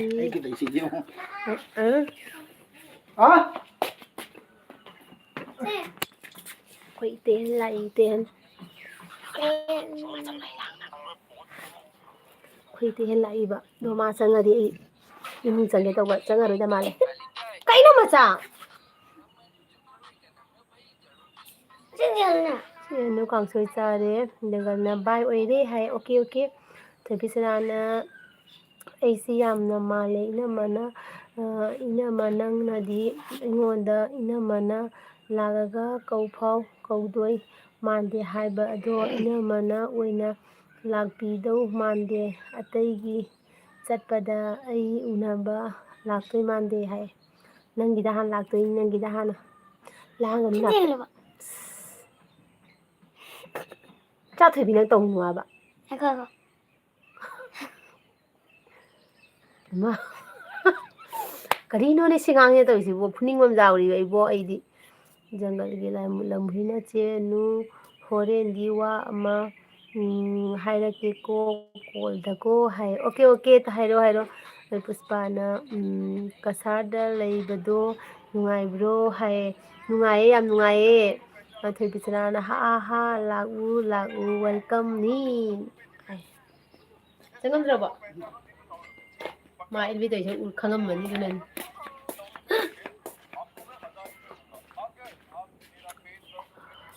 ꯑꯗꯒꯤꯗꯤ ꯖꯪꯒꯜꯒꯤ ꯂꯝꯍꯨꯏꯅ ꯕꯥꯏ ꯕꯤꯖꯤ ꯑꯣꯀꯦ ꯅꯪꯗꯤ ꯕꯤꯖꯤ ꯑꯣꯏꯔꯝꯒꯅꯤꯀꯣ ꯊꯕꯛ ꯀꯩꯅꯣ ꯇꯧꯕꯅꯤꯅꯅꯦ ꯍꯧꯖꯤꯛꯀꯥꯟꯁꯦ ꯆꯤꯟꯗꯕ ꯃꯤ ꯑꯃꯇ ꯌꯥꯎꯗ꯭ꯔꯕꯅꯤ ꯅꯠꯇ꯭ꯔꯥ ꯂꯣꯏꯅ ꯆꯤꯟꯅꯕꯅꯦꯕ ꯄꯥꯈꯪ ꯂꯩꯁꯥꯕꯤ ꯑꯗꯒꯤꯗꯤ ꯃꯧ ꯅꯍꯥꯀꯁꯦ ꯑꯝꯇ ꯐ꯭ꯔꯤꯗ ꯑꯝꯇ ꯂꯩꯅꯗ꯭ꯔꯕꯅꯦꯕ ꯂꯣꯏꯅ ꯆꯤꯟꯅꯔꯕꯅꯤ ꯁꯤꯗꯅꯦ ꯍꯣꯡꯗꯔꯣꯝꯃꯤ ꯅꯪꯕꯣ ꯑꯩꯈꯣꯏꯗꯥꯁꯤꯅꯅꯦ ꯃꯌꯥꯝ ꯑꯩ ꯈꯨꯗꯩꯁꯦ ꯐꯖꯩ ꯌꯦꯡꯍꯟꯅꯤꯡꯗꯕ ꯃꯌꯥꯝ ꯂꯣꯡꯒꯤꯁꯨ ꯂꯩ ꯑꯩꯈꯣꯏꯗ ꯑꯩ ꯂꯥꯛꯏ ꯏꯆꯦ ꯃꯦꯂꯣꯗꯤ ꯀꯩꯅꯣ ꯀꯩꯅꯣ ꯈꯪꯗꯦ ꯍꯟꯒꯤꯖꯥꯠꯂ ꯑꯩ ꯁꯝꯁꯦ ꯀꯛꯇ ꯌꯥꯔꯔꯣꯏ ꯁꯝ ꯁꯥꯡꯉꯦ ꯑꯣꯏꯃꯥ ꯀꯩꯕ ꯏꯟꯖꯥꯡ ꯍꯥꯎꯕ꯭ꯔꯣ ꯑꯩ ꯂꯥꯛꯑꯒꯦ ꯏꯆꯦ ꯑꯒꯨꯟ ꯄꯤꯕ ꯌꯥꯗꯦ ꯑꯩ ꯑꯒꯨꯟ ꯄꯤꯕ ꯌꯥꯗꯦꯗ ꯑꯩ ꯂꯥꯛꯑꯒꯦ ꯏꯆꯦ ꯑꯒꯨꯟ ꯗꯦꯋꯥ ꯃꯥꯅꯦꯅ ꯑꯩꯈꯣꯏ ꯑꯒꯨꯟ ꯁꯤꯖꯤꯟꯅꯗꯦ ꯍꯥꯏꯌꯨ ꯑꯩꯈꯣꯏ ꯑꯒꯨꯟ ꯁꯤꯖꯤꯟꯅꯗꯦ ꯍꯥꯏꯌꯨ ꯑꯒꯨꯟ ꯗꯦꯋꯥ ꯃꯥꯅꯦꯅ ꯀꯩꯅꯣ ꯇꯧꯋꯤ ꯑꯩ ꯂꯥꯛꯑꯦ ꯏꯆꯦ ꯍꯥꯏ ꯊꯣꯏꯕꯤꯁꯅꯥꯅ ꯃꯔꯤ ꯃꯇꯥꯗꯒ ꯂꯣꯏ ꯄꯨꯗꯣꯏꯅꯤ ꯑꯩꯈꯣꯏꯒꯤ ꯍꯥꯏ ꯑꯣꯀꯦ ꯄꯨꯁꯄꯥꯅ ꯌꯦꯟꯖꯥꯡ ꯍꯥꯎꯕ꯭ꯔꯣ ꯉꯔꯥꯡ ꯍꯥꯏ ꯍꯥꯎꯋꯦ ꯄꯨꯁꯄꯥ ꯑꯗꯒꯤꯗꯤ ꯄꯣꯠꯁꯝꯕꯝꯅ ꯆꯦꯅꯨ ꯍꯥꯏ ꯉꯁꯥꯏꯗꯩ ꯂꯥꯛꯇꯦ ꯍꯥꯏꯔꯝꯃꯤꯅꯤ ꯄꯨꯁꯄꯥꯅ ꯀꯧꯕ ꯆꯠꯈ꯭ꯔꯤ ꯅꯠꯇ꯭ꯔꯥ ꯑꯩ ꯈꯪꯉꯦꯕ ꯆꯠꯂꯝꯒꯅꯦꯅ ꯊꯣꯏꯕꯤꯁꯅꯥꯅ ꯗꯥꯕꯨꯡ ꯈꯨꯗꯩꯗꯣ ꯌꯥꯝ ꯐꯖꯩ ꯂꯨꯍꯣꯡꯕ ꯀꯨꯏꯗ꯭ꯔꯤꯕ ꯃꯥꯜꯂꯤꯀꯣ ꯁꯦꯁ ꯍꯥꯏ ꯑꯗꯒꯤꯗꯤ ꯏꯆꯟꯅꯆꯦꯒꯤ ꯃꯐꯝꯁꯦ ꯑꯃꯨꯛꯇ ꯍꯥꯏꯕꯤꯔꯒꯣ ꯀꯣꯏꯊꯣꯛ ꯀꯣꯏꯁꯤꯟ ꯇꯧꯅꯁꯦ ꯍꯧꯅꯔꯒ ꯅꯣꯡꯃ ꯂꯥꯛꯅꯕ ꯇꯧꯒꯦ ꯏꯆꯦꯁꯨ ꯂꯛꯈꯤꯄꯨꯔꯗ ꯂꯥꯛꯄꯗ ꯍꯥꯏꯔꯛꯑꯣ ꯍꯥꯏ ꯏꯆꯟ ꯅꯪ ꯀꯗꯥꯏꯒꯤ ꯑꯣꯏꯗꯣꯏꯅꯣ ꯏꯆꯟꯁꯦ ꯀꯗꯥꯏꯒꯤꯅꯣ ꯂꯛꯈꯤꯄꯨꯔꯒꯤꯅꯤꯀꯣ ꯂꯛꯈꯤꯄꯨꯔ ꯀꯋꯥꯏꯒꯤ ꯑꯣꯏꯗꯣꯏꯅꯣ ꯑꯩꯒꯤꯗꯤꯅꯦ ꯀꯩꯅꯣꯗꯅꯤ ꯁꯤꯅꯥꯏ ꯆꯥꯟꯗꯝ ꯂꯩꯀꯥꯏꯗ ꯁꯤꯡꯒꯤꯔꯕꯣꯟ ꯊꯥꯗꯣꯛꯑꯒꯅꯦ ꯏꯅꯛ ꯅꯛꯑꯕꯅꯤ ꯑꯩꯈꯣꯏ ꯈꯨꯟꯁꯦ ꯀꯩꯁꯨ ꯌꯥꯝ ꯂꯥꯞꯇ꯭ꯔꯕꯅꯤ ꯑꯗꯒꯤꯗꯤ ꯄꯨꯁꯄꯥ ꯂꯥꯏꯁ꯭ꯔꯝꯅ ꯅꯣꯏ ꯑꯗꯨꯗꯗꯤ ꯅꯣꯛ ꯅꯣꯡ ꯇꯥꯗ꯭ꯔꯣ ꯇꯥꯗ꯭ꯔꯣ ꯅꯣꯡ ꯍꯥꯏꯕ ꯅꯣꯡ ꯇꯥꯗꯣꯏꯅꯃ ꯇꯥꯏꯌꯦ ꯄꯨꯁꯄꯥ ꯑꯗꯣ ꯍꯧꯖꯤꯛꯅꯦ ꯍꯧꯖꯤꯛ ꯉꯁꯤꯒꯤ ꯑꯣꯏꯅꯗꯤ ꯇꯥꯗꯦ ꯅꯨꯡꯊꯤꯗꯤ ꯌꯥꯝ ꯃꯪꯉꯦ ꯄꯨꯁꯄꯥꯅ ꯀꯩ ꯍꯥꯏꯕ ꯑꯩꯅ ꯀꯧꯔꯤꯅꯤ ꯆꯦ ꯄꯣꯠꯁꯝꯕꯝꯁꯦ ꯑꯦꯜꯕꯤ ꯌꯥꯎꯍꯟꯗꯕ ꯌꯥꯗꯦ ꯌꯥꯗꯦ ꯃꯥ ꯑꯗꯨꯅꯦ ꯑꯩꯁꯨ ꯈꯜꯂꯦꯅ ꯉꯁꯥꯏ ꯂꯥꯛꯑꯝꯃꯒ ꯂꯥꯛꯇꯕꯗꯨꯗꯅꯦ ꯄꯣꯠꯁꯝꯕꯝ ꯀꯧꯕ ꯆꯠꯂꯝꯃꯅꯤ ꯍꯥꯏꯔꯝꯃꯤꯅꯦ ꯑꯩꯁꯨ ꯄꯣꯠꯁꯝꯕꯝꯅ ꯆꯦ ꯏꯆꯟ ꯈꯥꯏꯗꯦꯝ ꯍꯥꯏꯁꯦ ꯑꯩꯒꯤ ꯌꯨꯝ ꯊꯪꯅꯕꯅꯦ ꯍꯥꯏ ꯑꯌꯥ ꯃꯣꯏꯕꯥꯅꯤ ꯅꯣꯏ ꯑꯅꯤ ꯄꯨꯟꯅ ꯄꯨꯖꯥꯗ ꯊꯦꯡꯅꯕ꯭ꯔꯥ ꯅꯣꯏ ꯑꯅꯤꯔꯣ ꯅꯍꯥꯟ ꯑꯩꯒ ꯄꯨꯟꯅ ꯄꯨꯖꯥ ꯊꯥꯗꯕꯗ ꯑꯗꯨꯗꯤ ꯎꯅꯔꯛꯄꯗꯣ ꯁꯛꯇꯤ ꯀꯩꯅꯣ ꯇꯧꯗꯣꯏꯅꯦ ꯄꯣꯠꯁꯝꯕꯝ ꯀꯟꯐ꯭ꯌꯨꯁ ꯆꯠꯂꯤꯁꯦ ꯑꯅꯤꯁꯦ ꯍꯥꯏꯐꯦꯠ ꯃꯥꯟꯅꯒꯦ ꯇꯧꯗ꯭ꯔꯣ ꯄꯣꯠꯁꯝꯕꯝꯕꯨꯗꯤ ꯈꯪꯉꯦꯕ ꯑꯗꯣ ꯏꯆꯟ ꯁꯨꯔꯥꯕ ꯅꯍꯥꯟ ꯑꯩꯈꯣꯏ ꯐꯪꯅꯔꯛꯄꯗꯣ ꯂꯛꯈꯤꯄꯨꯔ ꯈꯨꯃꯟꯅꯦ ꯆꯦ ꯄꯣꯠꯁꯝꯕꯝ ꯑꯩꯈꯣꯏ ꯑꯃꯠꯇꯅꯤ ꯅꯛꯅꯔꯦ ꯍꯥꯏ ꯑꯠꯆꯥ ꯏꯅꯛ ꯅꯛꯅꯔꯝꯃꯤ ꯑꯗꯨꯑꯣꯏꯗꯤ ꯑꯩꯅ ꯂꯥꯛꯄ ꯀꯥꯟꯗ ꯅꯣꯏ ꯑꯅꯤꯃꯛ ꯑꯃꯨꯛꯇꯪ ꯎꯅꯕ ꯌꯥꯔꯅꯤꯀꯣ ꯑꯗꯒꯤ ꯄꯣꯠꯁꯝꯕꯝꯅ ꯆꯦꯅꯨ ꯄꯨꯖꯥꯗ ꯊꯦꯡꯅꯕꯗꯣ ꯆꯨꯝꯃꯤ ꯑꯣꯠꯁꯥ ꯈꯪꯉꯦ ꯋꯥ ꯊꯣꯛꯂꯛꯑꯦ ꯋꯥ ꯅꯠꯇꯦ ꯀꯥꯏꯗꯃꯤꯅ ꯏꯆꯟꯁꯦ ꯀꯨꯏꯅ ꯑꯩꯈꯣꯏꯒꯤ ꯀꯩꯅꯣꯗ ꯂꯥꯛꯎꯗꯕꯗꯣ ꯑꯗꯨꯗꯨꯅ ꯑꯩꯁꯦ ꯀꯟꯐ꯭ꯌꯨꯁ ꯑꯃ ꯆꯠꯂꯦꯕ ꯈꯪꯕ꯭ꯔꯥ ꯑꯗꯨꯒꯤꯅꯤ ꯁꯥꯎ ꯌꯥꯗꯦꯀꯣ ꯄꯨꯁꯄꯥꯅ ꯑꯩꯈꯣꯏꯗꯤ ꯎꯅꯔꯣꯏꯗꯕ ꯎꯅꯗꯣꯏꯅꯦ ꯅꯣꯏꯁꯨ ꯄꯨꯁꯄꯥꯅ ꯀꯔꯝ ꯀꯥꯟ ꯂꯥꯛꯇꯣꯏꯅꯣ ꯅꯣꯡ ꯆꯨꯔꯤꯉꯩꯗ ꯂꯥꯛꯍꯧꯔꯒꯦꯔꯥ ꯀꯣꯏꯕ ꯑꯃꯨꯛ ꯌꯥꯗꯅꯕ ꯌꯨꯝꯗꯒꯤ ꯃꯄꯥꯟ ꯊꯣꯛꯇ ꯁꯨꯝ ꯍꯟꯈꯤꯕ ꯁꯤꯔꯦꯗ ꯏꯁ ꯄꯨꯁꯄꯥ ꯅꯪ ꯂꯥꯛꯀꯅꯤ ꯑꯩꯅ ꯖꯤꯟꯕꯥ ꯑꯃ ꯂꯩꯌꯦꯅ ꯊꯝꯃꯦ ꯍꯧꯖꯤꯛ ꯀꯟꯗ꯭ꯔꯤꯉꯩꯗ ꯂꯥꯛꯑꯣ yam injana chawdi nganu ga jen ba ga khande nganu ma chate nganu ta dai bra puspa nganu chate no ichana mani mani aduni hojita ning sange ko puspa jen labam launa thame ko ado lisan ngadi mo hauroi kwa du su kendana hanu ba phagre kwa du su khuidana jang la horo puspa yang lauro yam tuna lauro disnana dabung masak masak phajabani phajabana kai ba lot liro liro phajana ulloi se ekadasi ebdo se hindi film daga utra puspana itai gi haunabi haurade haure soidrabo zenbado thamugo thamuko ai ai laktrobani hai okay okay lao lao ichana mane mane puja de thina baduni hai aduni ba hojita ning sange inya ba posamam ga jum thangnai ga habu duga ne oiramani khangya bai posamam na chao koi chakhi na ko che ichan khaidem se aikhoi dadaga moi dadaga se lunna tinaba tinaba haibadi machin manau dai hena okay okay okay khange khange na posamam ga ichan ga ju honara ga isiga laona dai thebisana na kayaba adumaina matek tang ulaga phainaga yengakkanu ko tumikanda mangda uraga khangdo male adagi ichanna kayaba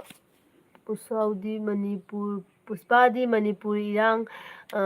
kalingai sida kauba farani hai adune adagidi puspana che posambam ibani di machin manau natro chumdra chenu hai mane mane china ngantani che posambam ibani di machin manau natro chumdra chenu mani mani no ni pomina bana china nauni posambam ga puspa ga su pomina ba machin manau ni dagidi ichanna puspado kaubana farani asida kasada dune permanen noi kaudrabani pamane na kauna baina mayam khanari thiri kana ina sonda ai ngasi su thiruri me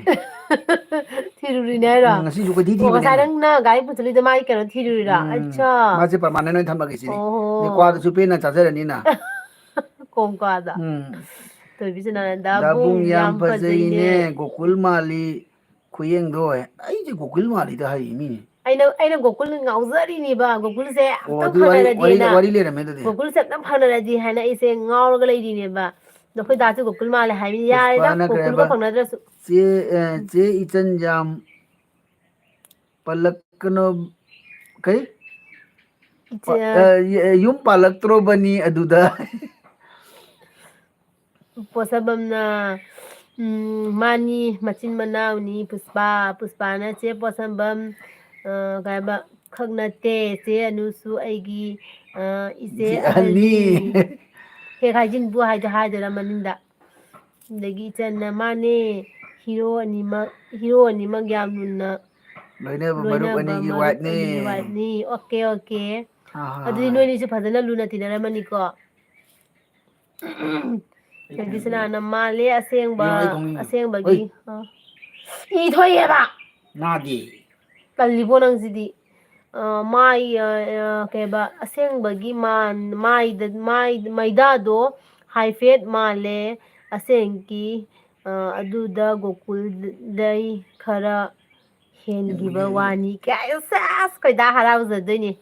tabada gogul da di film ga posambamna kumaro puspa se lakhipur khumanda permanen permanent ohelage ohalage chen chen okay leibu adona leiradi leibu le bai ne yare se bai ni ne puspana ma kari mina mina asengba asengba hairaga yam nungsidana haye che anuse khangdeda moigi thamoidana kari khalliba aina khanbana ama noina ama khanbiramadina chume che pasamba mai tamba okay ngamba ngamni nang aise nang kasar ma cha ondore kasar ma nu ondore nang te bisana na kare badabung dabung gokul gokulta hangumse tahan gumse gokuldagi tahan gumse koi puspa lakhipurda ladi puspa se ka gi no ka ya ei la ki pu ko man gi ka ka te kuidre da di ke puspa na kasar manu helage adu ne ba pasambam adu na phara bani kasar manu ai du helabane bai mo ei kasar manu Tali lang. Ichi. Ichi kaya comment ba Ay, gini? sorry, sorry to. Tahu tu mana tali. Tahu nu ba mana ini dia bay. Tahu nu, tahu nu dana. Tahu nu minang bo. Ichan na kaya ba? Tinay nung paira age. Nung mala oh na bay ni pulaga. Gari macam scooty dia talaga lao. Pasal mana scooty tahu hitra. Ikan nang di hitra. Puspa na kaya ba? Hay di miyay na nung lagi na ba. Nandagi pulaglise kaim khangdaba mali che anu se hujiktaga thamoi masak khangde kai kai. Hang de be ma. Ay thami gi thamoi te. Pak khang ba ngam de ba.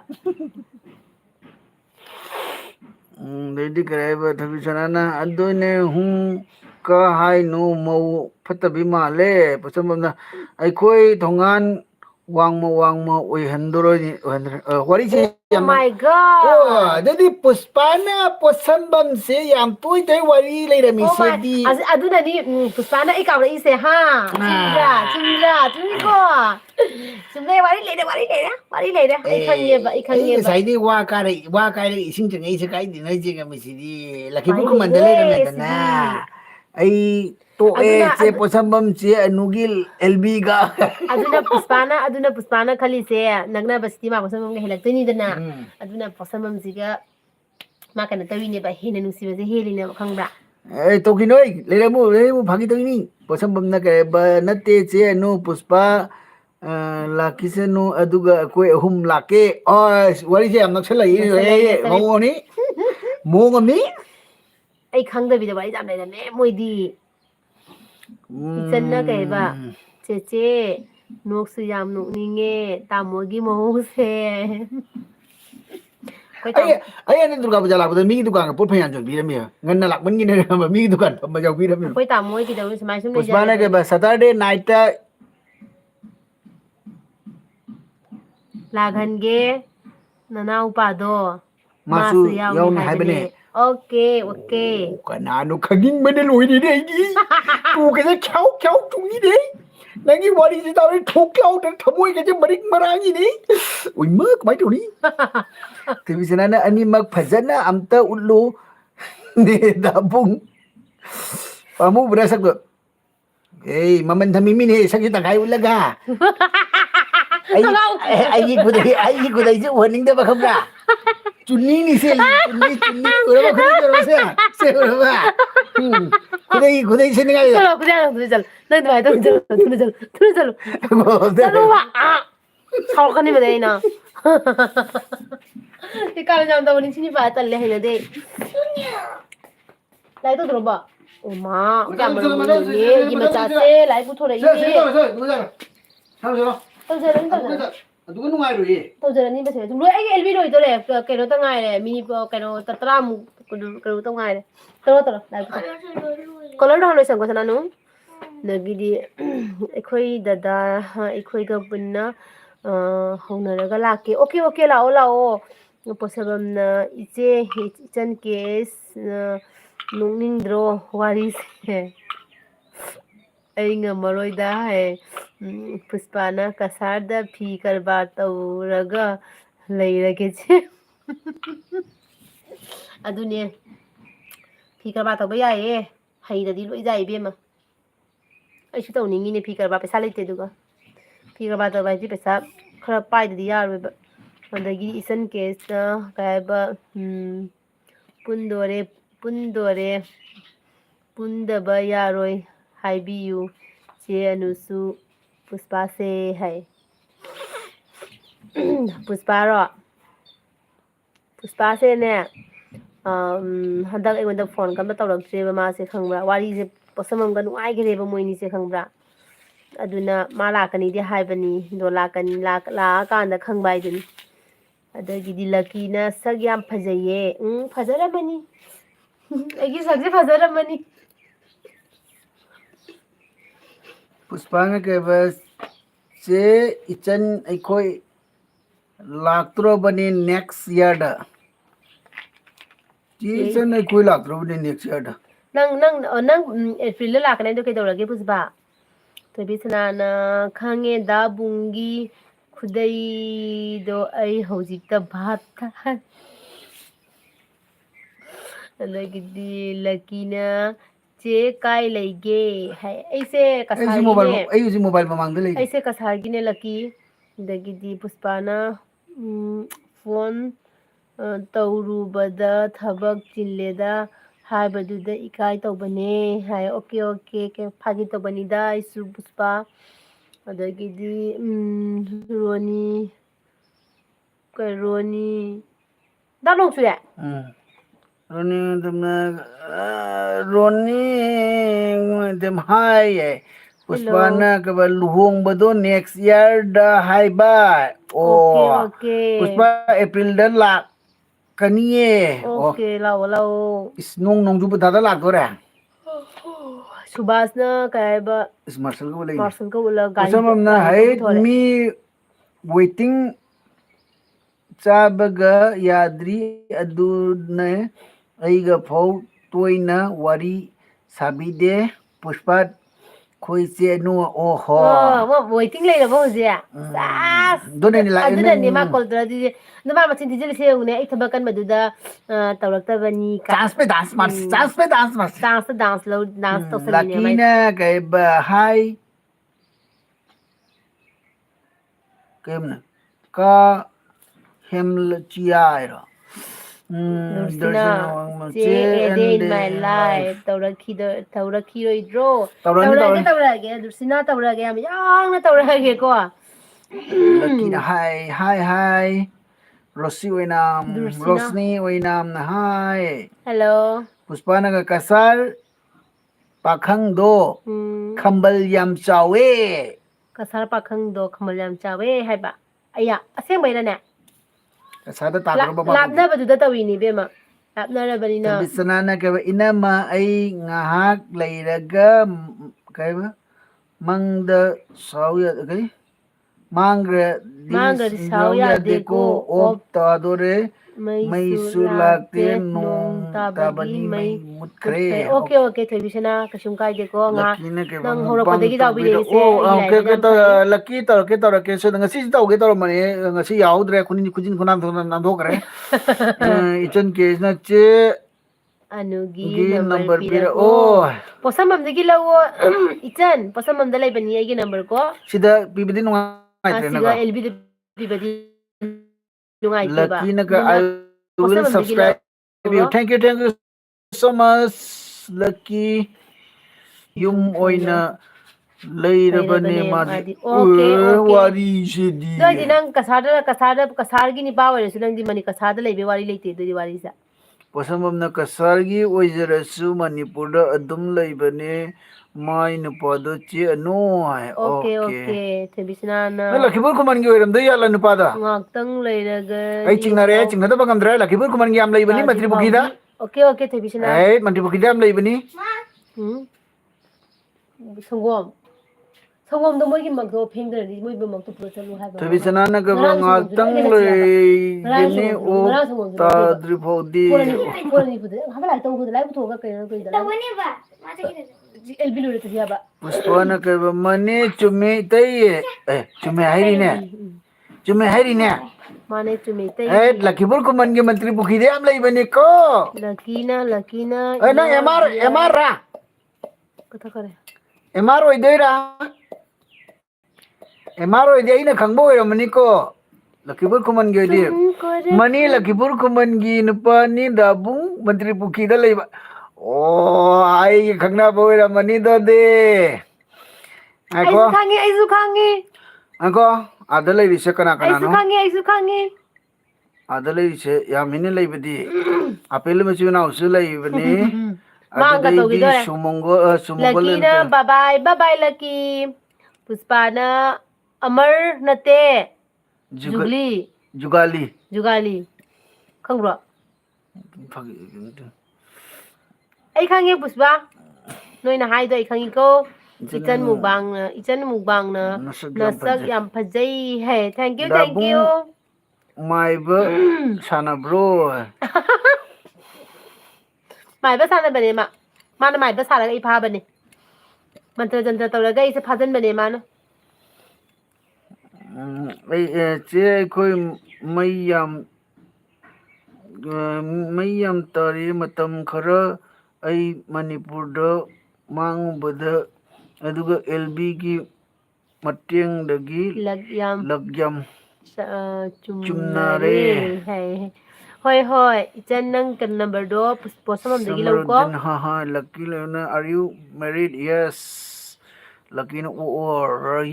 alam. ꯔꯣꯁ ꯀ ꯄꯤꯁꯜꯂꯦ ꯅꯪꯉꯣꯟꯗ ꯄꯤꯔꯛꯏ Janake ꯂꯧꯁꯜꯂꯨ mane mantri pukrida laiba adugi maraktagine. ꯑꯩꯁꯨ ꯈꯪꯉꯦ Yapi ꯑꯩꯁꯨ puspana ꯈꯪꯉꯦ karba marakta koirak ni kasada itay laibadi mantri pukrida laini. Asi pol tare ni poche. Rahilna keep up the good work hi thank Chen you mukbang na ngasi kay thank you injang Rahil charage ngasi nga chaye. Puspa, ai khangna ba Madri Pukhi Lakibur Kumar ki Madri Pukhi da oideba. ꯅꯪꯒꯤ ꯂꯣꯡꯒꯥꯒꯤ ꯃꯤꯗꯣ ꯃꯇꯨ ꯊꯤꯔꯝꯈꯤꯔꯣꯏꯗ꯭ꯔꯣ ꯅꯪ ꯉꯥꯡꯉꯤꯗꯣ ꯇꯨꯃꯤꯟ ꯂꯩꯌꯨꯅꯦ ꯅꯪ ꯉꯥꯡꯉꯤꯗꯣ Ai ꯌꯥꯔꯦ makhabudi oiramba jayeba. ꯌꯥꯗ꯭ꯔꯦ ꯅꯪꯒꯤꯗꯣ ꯁꯨꯡꯍꯩ ꯍꯦꯛ ꯑꯣꯏꯔꯣꯏ Thidaba leramadi. ꯍꯅꯨꯕ ꯐꯥꯒꯗꯕꯁꯨ ꯃꯇꯨ ꯊꯤꯔꯣꯏꯗ꯭ꯔꯣ Duni ꯍꯥ Puspan jar oine. ꯍꯅꯨꯕꯗ ꯀꯩꯁꯨ Ses ꯂꯩꯅꯤꯡꯗꯕꯅꯦ Puspa ꯃꯥꯗꯤ koi nai re che no kai. ꯈꯪꯉꯕ ꯑꯩꯗꯤ ꯈꯪꯉꯤ Puspa ꯅꯪ na ꯅꯤꯄꯥꯁꯦ ꯑꯩꯗꯤ ꯈꯪꯉꯤ ꯅꯪꯗꯤ ꯈꯪꯉꯣꯏ ꯑꯩꯗꯤ ꯈꯪꯉꯤ ꯅꯤꯄꯥꯁꯦ ꯃꯣꯏ ꯍꯥꯏ ꯅꯤꯄꯥꯁꯦ ꯑꯩ ꯈꯪꯉꯤ che ichan masak khangningbra kai. ꯑꯩꯗꯤ ꯈꯪꯉꯤ ꯄꯨꯁꯄꯥꯒꯤ ꯅꯤꯄꯥꯁꯦ ꯑꯩꯗꯤ ꯈꯪꯉꯤꯀꯣ Nangwai khang. ꯈꯪꯉꯤꯃꯤ ꯅꯪꯕꯨ ꯑꯩ ꯀꯣꯟꯅ ꯍꯥꯏꯕꯤꯒꯦ ꯈꯪꯉꯤꯃꯤ ꯏꯆꯟꯅ ꯉꯥ ꯊꯣꯡꯕꯗꯣ Kanana thongge. ꯀꯅꯥꯅ ꯊꯣꯡꯒꯦ ꯀꯅꯥꯅ ꯊꯣꯡꯉꯝꯒꯗꯕ ꯃꯥꯜꯂꯦ Anukumana thongi Lakina. Hauramnida hawe Puspana chahi 53 sure ai nupado. ꯁꯨꯡꯑꯣꯏ ꯑꯣꯏꯔꯔꯣꯏ ꯅꯪ ꯍꯥꯏ ꯃꯤꯗꯣ ꯁꯨꯡꯑꯣꯏ ꯑꯣꯏꯔꯔꯣꯏ ꯈꯪꯕ꯭ꯔꯥ ꯑꯩꯅ ꯈꯪꯕꯗꯣ ꯑꯣꯏꯔꯝꯗꯣꯏꯅꯤ ꯍꯧꯖꯤꯛ ꯑꯗꯨꯅ ꯍꯧꯖꯤꯛꯁꯦ ꯂꯛꯀꯤꯅ ꯉꯥ ꯊꯣꯡꯕꯗꯤ ꯍꯥꯎꯔꯝꯅꯤ ꯍꯥꯎꯏ ꯌꯥꯝ ꯍꯥꯎꯏ ꯑꯩꯅꯒ ꯍꯥꯏꯖꯤꯜꯂꯤꯉꯣ ꯍꯥꯎꯏ ꯀꯥꯏꯅ ꯑꯩꯅ ꯊꯣꯡꯉꯒ Samaruddin ꯀꯅꯥꯅꯣ kanano lady Pusabamna ꯃꯥ ꯆꯦ oima ꯅꯨꯡꯉꯥꯏ cheno. ꯄꯣꯠꯁꯝꯕꯝ ꯅꯪꯁꯨ ꯈꯜꯂꯨ ꯑꯩꯅ ꯈꯪꯉꯤ ꯃꯤꯁꯦ ꯑꯣꯏꯔꯝꯃꯣꯏꯗ꯭ꯔꯥ ꯅꯪꯁꯨ ꯈꯜꯂꯨ ꯑꯝꯇꯪ ꯍꯥꯏꯔꯛꯎꯅꯦ ꯑꯩꯉꯣꯟꯗ Inama ngasidi injangdo thum hapra. ꯍꯥꯞꯄꯦ ꯉꯁꯤꯗꯤ ꯊꯣꯏꯕꯤꯁꯅꯥ ꯉꯁꯤꯗꯤ ꯀꯥꯎꯗꯦ ꯏꯕꯦꯝꯃ Kaino che Pusambam gai Puspana. ꯄꯣꯠꯁꯝꯕꯝꯒ ꯄꯨꯁꯄꯥꯒꯅ ꯍꯥꯏꯅꯔꯤꯕ ꯅꯤꯄꯥ ꯀꯩꯅꯣꯒꯤꯗꯣ ꯃꯟꯇ꯭ꯔꯤ ꯄꯨꯈ꯭ꯔꯤꯒꯤꯗꯣ ꯑꯩ ꯈꯪꯉꯦ ꯍꯥꯏꯕ ꯈꯪꯉꯕ ꯀꯁꯥꯔꯒꯤ ꯅꯤꯄꯥꯗꯣ ꯑꯩ ꯈꯪꯉꯦꯕ ꯑꯗꯒꯤꯗꯤ ꯁꯥꯈꯣꯡꯕ ꯊꯣꯛꯇꯅ ꯍꯥꯏ Ai hello noi bunama kidra ma se kire uje ai. ꯑꯗꯒꯤꯗꯤ ꯃꯤꯅ ꯈꯪꯉꯦ ꯍꯥꯏꯗꯤ ꯗꯥꯁꯤꯗ ꯑꯩ ꯈꯪꯉꯦ ꯍꯥꯏꯗꯤ ꯅꯪ ꯑꯩꯅ ꯍꯥꯏꯗ꯭ꯔ ꯄꯨꯁꯄꯥꯒꯤꯁꯦ ꯅꯪꯒꯤ ꯂꯣꯡꯒꯥꯒꯤꯅꯤ ꯍꯥꯟꯅꯒꯤ ꯅꯤꯄꯥꯗꯣ ꯀꯩꯁꯨ ꯑꯣꯏꯔꯝꯃꯣꯏ ꯍꯅꯨꯕꯗ ꯀꯩꯁꯨ ꯄꯨꯁꯄꯥ ꯂꯣꯏ ꯍꯥꯏꯗ꯭ꯔꯥ ꯍꯥꯏꯅ ꯃꯥ ꯍꯥꯏꯔꯤꯁꯦ ꯆꯍꯤ 53 ꯁꯨꯔꯦꯅ ꯆꯨꯝꯗ꯭ꯔꯥ ꯑꯩꯅ ꯍꯥꯏꯕꯗꯣ ꯑꯣꯏꯗ꯭ꯔꯥ ꯍꯧꯖꯤꯛ Dumi da nangwai ꯑꯗꯣ khangino. ꯑꯩꯗꯤ ꯃꯤꯁꯦ ꯑꯩꯅ ꯈꯪꯉꯤ ꯍꯥꯏꯕ ꯑꯃꯨꯛ ꯆꯧꯅ ꯍꯥꯏ from Germany what's the conversation about Lakino bai. ꯖꯔꯃꯟꯗꯒꯤꯅꯤ ꯀ ꯍꯥꯏꯖꯤꯜꯂꯤꯔ ꯀꯔꯤꯅꯣ Nakoi kadai akoi kasadagine Samaruddin. Pusabamna mani che no khangamgani haifet nahan haina aina ꯐꯈꯤꯒꯨꯝ ꯇꯧꯕꯅꯤ ꯑꯗꯨꯅꯤ nahan ꯑꯩ ꯈꯪꯉꯤ ꯅꯣꯏꯅ ꯍꯥꯏ ꯅꯨꯄꯥ ꯃꯁꯛꯁꯨ ꯈꯪꯉꯤ ꯁꯥꯒꯩꯁꯨ ꯈꯪꯉꯤ ma ꯑꯩ ꯂꯣꯏ ꯈꯪꯉꯤ ꯑꯁꯦꯡꯕꯅꯤ ꯍꯥꯏꯔꯤꯁꯦ ꯑꯩ ꯈꯪꯉꯦꯕ ꯅꯠꯇ꯭ꯔꯥ ꯄꯣꯠꯁꯝꯕꯝ ꯑꯩ ꯈꯪꯉꯦꯕ ꯅꯨꯄꯥꯁꯦ ꯃꯤꯅꯤꯠ 3ꯇ ꯉꯥꯏꯔꯦ ꯑꯩꯅ ꯇꯧꯗꯣꯏꯁꯦ ꯌꯥꯝ ꯁꯥꯡꯅꯗꯤ ꯇꯧꯔꯣꯏ ꯃꯤꯅꯤꯠ 8ꯇꯪ ꯇꯧꯔꯒ ꯂꯣꯏꯁꯤꯜꯂꯒꯦꯀꯣ ꯏꯆꯥꯅꯨꯄꯤ ꯂꯥꯏꯔꯤꯛ ꯇꯥꯛꯇꯣꯏꯅꯤ ꯄꯨꯁꯄꯥꯅ ꯃꯥꯒ ꯑꯣꯏꯅ ꯀꯣꯏꯔꯒꯒꯦ ꯆꯦ ꯑꯦꯄ꯭ꯔꯤꯜꯗ ꯍꯥꯏ ꯑꯣꯀꯦ ꯂꯥꯛꯑꯣ ꯅꯪ ꯅꯤꯄꯥꯗꯣ ꯑꯩꯒ ꯈꯪꯅꯩꯕ ꯈ꯭ꯋꯥꯏꯗꯒꯤ ꯂꯨꯔꯤꯕ ꯍꯥꯏꯕ ꯅꯪꯒꯤ ꯅꯤꯄꯥꯗꯣ ꯑꯩꯒ ꯈꯪꯅꯩꯕ ꯑꯗꯨꯗ ꯃꯥꯒ ꯂꯥꯛꯄꯗꯗꯤ ꯑꯃꯨꯛ ꯍꯦꯟꯅꯁꯨ ꯅꯨꯡꯉꯥꯏꯔꯅꯤ ꯁꯃꯤꯔꯨꯗꯤꯟꯅ ꯑꯩꯁꯨꯅꯤ ꯍꯥꯏꯌꯦ ꯄꯣꯠꯁꯝꯕꯝꯅ ꯍꯤꯁ ꯐꯪꯅꯈꯤꯒꯨꯝ ꯇꯧꯕꯅꯦ ꯆꯦ ꯑꯅꯨꯁꯦ ꯑꯩꯒ ꯐꯪꯅꯈ꯭ꯔꯦꯕ ꯑꯗꯨꯅꯤ ꯑꯩꯅ ꯍꯥꯏꯁꯦ ꯑꯩꯒ ꯐꯪꯅꯈ꯭ꯔꯦ ꯑꯩꯒ ꯋꯥꯔꯤꯒ ꯁꯥꯟꯅꯈ꯭ꯔꯦꯕ ꯑꯩꯈꯣꯏ ꯗꯥꯕꯨ ꯀꯟꯐ꯭ꯌꯨꯁ ꯆꯠꯇꯅ ꯉꯥꯎꯔꯤꯁꯦ ꯎꯗ꯭ꯔꯥ ꯄꯨꯁꯄꯥ ꯅꯪ ꯅꯤꯄꯥꯗꯣ ꯌꯥꯝ ꯐꯕꯅꯦ ꯃꯤꯅ ꯍꯥꯏꯔ ꯑꯩꯈꯣꯏ ꯗꯥꯗꯤ ꯅꯣꯛꯏꯁꯦ ꯀꯩ ꯍꯥꯏꯅꯣ ꯁꯤꯕꯣ ꯀꯩꯅꯣ aingwanda ꯅꯣꯛꯏꯁꯦ sanade manam. ꯍꯩꯃꯥ ꯅꯪꯉꯣꯟꯗ ꯑꯩꯅ ꯁꯥꯟꯅꯗꯣꯏꯁꯦ ꯀꯩꯒꯤꯅꯣ ꯂꯛꯀꯤꯅ ꯆꯦ ꯕꯕꯥꯏ ꯂꯛꯀꯤ Puspagi hero do Manipurda adum lairabani mi yam phabani masaksu phajaba Puspa bu luna ꯊꯝꯕꯤꯗ꯭ꯔꯕꯅꯦ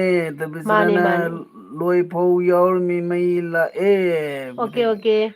ꯐꯖꯕꯝꯅ ꯑꯩ ꯁꯤꯔꯦ ꯄꯨꯁꯄꯥꯅ 이ꯇꯩ ꯀꯔꯤꯅꯣ ꯍꯥꯏ ꯂꯛꯀꯤꯅ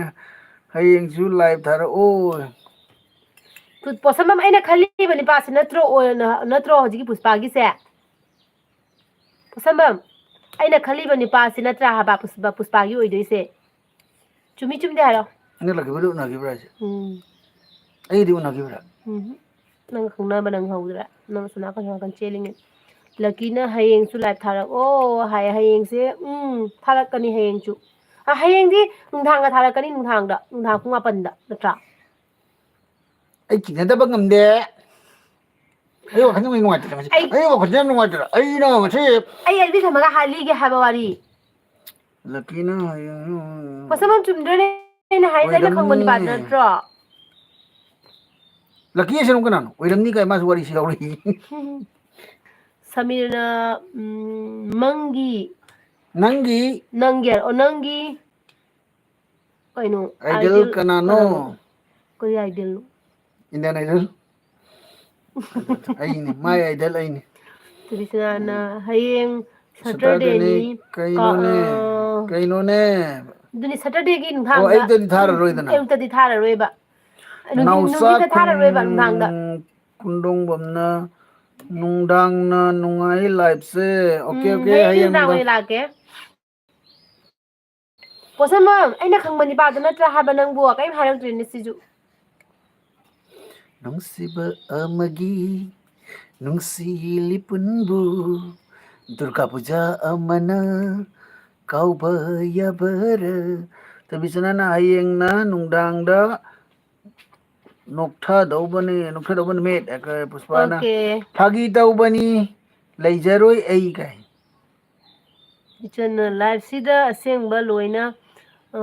ꯐꯣꯡꯗꯣꯛꯅꯔꯦ ꯌꯥꯝ ꯐꯣꯡꯗꯣꯛꯅꯔꯦ ꯌꯥꯝ ꯅꯨꯡꯉꯥꯏꯔꯤ ꯅꯨꯡꯉꯥꯏꯔꯤ ꯁꯦꯗꯨꯅ ꯍꯠ ꯀꯩꯅꯣ ꯅꯪꯕꯨ ꯑꯩꯒꯤ ꯑꯥꯏꯗꯜ ꯔꯣꯏ ꯑꯗꯩꯗꯤ ꯏꯆꯟ ꯀꯦꯁꯅ ꯅꯣꯛꯅꯤꯡꯕꯁꯨ ꯌꯥꯗ꯭ꯔꯦ ꯅꯣꯛꯅꯤꯡꯕꯁꯨ ꯌꯥꯗ꯭ꯔꯦ ꯄꯣꯠꯁꯝꯕ ꯃꯥꯡꯈ꯭ꯔꯦ ꯄꯣꯠꯁꯝꯕ ꯑꯩꯅ ꯈꯪꯕ ꯅꯤꯄꯥꯗꯣ ꯅꯠꯇ꯭ꯔꯥ ꯍꯥꯏꯔꯒ ꯃꯥ ꯀꯔꯤꯝ ꯈꯨꯝꯃꯛꯇ꯭ꯔꯤꯁꯦ ꯀꯩ ꯍꯥꯏꯅꯣ ꯁꯤꯕꯣ ꯑꯩ ꯍꯥꯏꯔꯦ ꯌꯥꯔꯦꯁꯦ ꯑꯩ ꯋꯥꯔꯤꯁꯦ ꯂꯣꯏꯁꯤꯜꯂꯁꯤ ꯃꯇꯝ ꯌꯧꯔꯒ ꯊꯣꯛꯄ ꯑꯩꯅ ꯈꯪꯕ ꯅꯤꯄꯥꯗꯣ ꯅꯠꯇ꯭ꯔꯥ ꯍꯥꯏꯕꯗꯣ ꯄꯣꯠꯁꯝꯕꯝ ꯑꯝꯇꯪ ꯍꯥꯏꯔꯝꯃꯣꯕ ꯑꯩꯅ ꯈꯪꯕ ꯅꯤꯄꯥꯗꯣ ꯅꯠꯇ꯭ꯔꯥ ꯍꯥꯏꯕ ꯃꯟꯇ꯭ꯔꯤ ꯄꯨꯈ꯭ꯔꯤ ꯀꯥꯏꯋꯥꯏꯗꯅꯣ ꯅꯣꯏꯅ ꯍꯥꯏꯅꯔꯤꯗꯣ ꯑꯗꯨꯗꯤ ꯃꯥꯁꯨ ꯃꯟꯇ꯭ꯔꯤ ꯄꯨꯈ꯭ꯔꯤꯔ ꯈꯪꯗꯦ ꯑꯗꯨ ꯂꯣꯏꯅ ꯍꯥꯏꯗꯣꯛꯄ ꯌꯥꯗꯦ ꯅꯥꯎꯆꯥ ꯈꯪꯕ꯭ꯔꯥ ꯃꯁꯤ ꯁꯤꯒ꯭ꯔꯦꯠ ꯑꯣꯏꯕ ꯋꯥꯔꯤꯅꯤ ꯁꯤꯒ꯭ꯔꯦꯠ ꯁꯥꯏꯀꯜꯅ ꯀꯩꯒꯤ ꯄꯨꯊꯣꯔꯛꯏꯅꯣ ꯃꯆꯥ ꯑꯩ ꯇꯜꯂꯤ ꯁꯥꯏꯀꯜ ꯌꯥꯗꯕꯅꯤ ꯊꯝꯃꯨ ꯏꯕꯦꯝꯃ ꯁꯥꯏꯀꯜꯗ ꯆꯦꯟꯁꯨ ꯇꯠꯄ ꯑꯗꯩꯗꯤ ꯅꯨꯡꯁꯤꯠꯁꯨ ꯌꯥꯎꯗꯕ ꯁꯅꯥ ꯁꯥꯏꯀꯜ ꯄꯨꯈꯠ ꯂꯝꯕꯤ ꯐꯠꯇꯦ ꯍꯥꯏꯕ ꯃꯆꯥ ꯅꯪꯕꯨ ꯀꯩꯒꯤ ꯄꯨꯊꯣꯔꯛꯏꯅꯣ ꯀꯅꯥꯅ ꯏꯪꯍꯟꯕꯅꯣ ꯑꯩꯒꯤ ꯅꯄꯥꯒꯤ ꯅꯨꯡꯁꯤꯠꯇ ꯅꯪ ꯈꯪꯕ ꯅꯠꯇ꯭ꯔꯣ ꯅꯄꯥꯒꯤ ꯅꯨꯡꯁꯤꯠ ꯁꯥꯏꯀꯜ ꯅꯨꯡꯁꯤꯠ ꯌꯥꯎꯗ꯭ꯔꯁꯨ ꯅꯄꯥꯒꯤ ꯅꯨꯡꯁꯤꯠ ꯌꯥꯎꯔꯤꯅ ꯈꯪꯕ꯭ꯔꯥ ꯍꯥꯞꯄꯤꯔꯛꯑꯣ ꯚꯥꯏ ꯅꯨꯡꯁꯤꯠꯇꯣ ꯑꯦ ꯑꯩ ꯅꯨꯡꯁꯤꯠ ꯍꯟꯖꯤꯜꯂꯣꯔ ꯁꯥꯏꯀꯜ ꯋꯥꯏꯔꯕ꯭ꯔꯣ ꯊꯣꯏꯕꯤꯆꯅꯥꯅ ꯑꯉꯥꯡ ꯀꯣꯏꯕ ꯆꯠꯈꯤꯗꯧꯔꯦꯅꯦ ꯅꯧꯆꯥꯅ ꯑꯩꯁꯨ ꯃꯟꯇ꯭ꯔꯤ ꯄꯨꯈ꯭ꯔꯤꯗꯩꯅꯦ ꯅꯧꯆꯥ ꯃꯟꯇ꯭ꯔꯤ ꯄꯨꯈ꯭ꯔꯤ ꯀꯅꯥ ꯌꯨꯝꯒꯤꯅꯣ ꯀꯗꯥꯏ ꯌꯨꯝꯒꯤꯅꯣꯒ ꯍꯪꯉꯤꯅꯦ ꯑꯩꯈꯣꯏ ꯗꯥꯁꯤꯅ ꯑꯩꯁꯦ ꯃꯟꯇ꯭ꯔꯤ ꯄꯨꯈ꯭ꯔꯤꯗ ꯆꯥꯎꯔꯛꯄ ꯃꯆꯥꯅꯤ ꯑꯗꯨꯅꯅꯦ ꯑꯩꯅ ꯍꯥꯏꯁꯦ ꯃꯟꯇ꯭ꯔꯤ ꯄꯨꯈ꯭ꯔꯤꯗ ꯍꯦꯔꯣ ꯀꯨꯝꯃꯝꯃꯤ 1992 ꯗꯒꯤ 1996 ꯐꯥꯎ ꯑꯩ ꯃꯟꯇ꯭ꯔꯤ ꯄꯨꯈ꯭ꯔꯤꯗ ꯍꯦꯔꯣ ꯀꯨꯝꯃꯝꯃꯤ ꯃꯟꯇ꯭ꯔꯤ ꯄꯨꯈ꯭ꯔꯤꯗ ꯃꯤ ꯁꯜꯃꯥꯟ ꯈꯥꯟ ꯁꯥꯔꯝꯃꯤꯅꯦ ꯑꯩꯅ ꯅꯥꯎꯆꯥ ꯀꯅꯥ ꯏꯃꯨꯡꯒꯤꯅꯣ ꯍꯥꯏꯔꯣꯅꯦ ꯄꯣꯠꯁꯝꯕꯝꯅ ꯃꯅꯤ ꯃꯥꯅꯤ ꯁꯤꯀ꯭ꯔꯦꯠꯅꯤ ꯃꯤ ꯇꯥꯕ ꯇꯥꯕ ꯌꯥꯗꯦ ꯌꯥꯝ ꯋꯥꯕ ꯇꯧꯕ ꯌꯥꯕ꯭ꯔꯥꯅꯦ ꯀꯩꯅꯣ ꯍꯥꯏ ꯑꯣꯀꯦ ꯑꯗꯨꯅꯦꯕ ꯑꯗꯣ ꯑꯩꯅ ꯈꯪꯕꯗꯣ ꯑꯣꯏꯔꯝꯃꯤ ꯍꯣꯔꯦꯟ ꯋꯥꯔꯤ ꯇꯝꯕꯤꯒꯦ ꯆꯦꯅꯨ ꯑꯗꯨꯅꯤ ꯑꯩꯅ ꯈꯪꯉꯦ ꯏꯕꯦꯝꯃ ꯅꯪ ꯅꯤꯄꯥꯗꯣ ꯑꯩꯅ ꯈꯪꯕ ꯃꯤꯅꯤ ꯄꯣꯠꯁꯝꯕꯝꯅꯁꯨ ꯈꯪꯉꯦ ꯍꯥꯏꯁꯦ ꯎꯔꯕ ꯄꯨꯁꯄꯥ ꯑꯩꯅ ꯈꯪꯉꯤꯕ ꯅꯪ ꯅꯤꯄꯥꯗꯣ ꯑꯩꯒ ꯈꯪꯅꯕꯅꯦꯕ ꯁꯃꯔꯨദ്ꯗꯤꯟꯅ ꯅꯪ ꯆꯍꯤ ꯀꯌꯥꯅꯣ ꯀꯅꯥꯗꯅꯣ ꯍꯪꯉꯤꯁꯦ ꯈꯪꯗꯦ ꯅꯪꯉꯣꯟꯗ ꯑꯣꯏꯔꯝꯅꯤꯌꯦ ꯑꯩꯒꯤ 43 ꯑꯗꯩ ꯏꯆꯟꯅ ꯀꯩ ꯏꯟꯖꯥꯡ ꯆꯥꯒꯦ ꯆꯦ ꯑꯁꯤꯃꯗꯤ ꯍꯪꯗ꯭ꯔꯤ ꯉꯁꯤ ꯉꯥ ꯊꯣꯡꯉꯦ ꯏꯆꯟ ꯉꯥ ꯊꯣꯡꯕ ꯆꯥꯏꯌꯦ ꯉꯁꯤ ꯍꯥꯞꯄꯤꯌꯨ ꯅꯨꯡꯁꯤꯠꯇꯣ ꯑꯩꯁꯤꯅꯦ ꯕꯦꯡꯒꯣꯂꯤ ꯀꯣꯂꯣꯅꯤꯗꯩꯅꯦ ꯅꯥꯎꯆꯥ ꯕꯦꯡꯒꯣꯂꯤ ꯀꯣꯂꯣꯅꯤꯒꯤ ꯀꯩꯅꯣꯗ ꯈꯪꯕ꯭ꯔꯥ ꯑꯟꯖꯂꯤ ꯈꯪꯕ꯭ꯔꯥ ꯑꯟꯖꯂꯤꯗꯣ ꯑꯩꯈꯣꯏ ꯃꯥꯃꯒꯤ ꯃꯆꯥꯅꯨꯄꯤꯅꯦ ꯑꯟꯖꯂꯤꯗ ꯂꯩꯔꯝꯃꯤꯅꯦ ꯑꯩ ꯕꯦꯡꯒꯣꯂꯤ ꯀꯣꯂꯣꯅꯤꯒꯤꯅꯦ ꯀꯣꯟꯁꯪꯗꯣ ꯑꯃ ꯀꯩꯅꯣ ꯍꯣꯏꯒꯤ ꯑꯪꯀꯨ ꯍꯣꯏꯒꯤ ꯀꯣꯟꯁꯪꯗꯣ ꯑꯩ ꯌꯥꯎꯔꯝꯃꯤꯅꯦ ꯄꯥꯁꯦ ꯂꯤꯛ ꯐꯖꯕ ꯑꯃ ꯁꯤꯕꯤꯔꯝꯃꯦ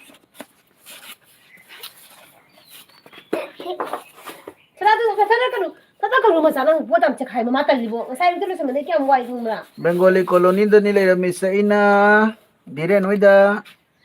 nauchawi da mayam 1 hour wait. Loisallasiro mayam bye bye 하이람무. Bye bye mayam bye bye wait. Bye bye 하이로. ꯑꯩꯅ ꯁꯪꯒꯣꯝ ꯂꯧꯗꯣꯏꯕ ꯑꯗꯨꯒꯤ khangye naucha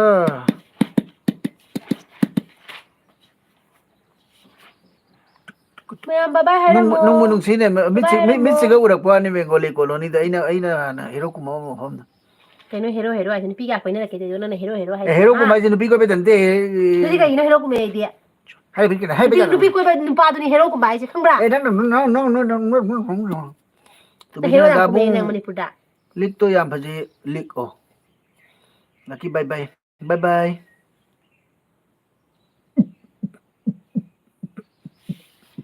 Bye bye mayam, bye bye. Bye bye Puspa, bye bye Posambam, bye bye Chen, bye bye Naucha, bye bye Tobishana. bye bye anu khuman Mayam bye bye hairo lagi. Bye bye bye bye.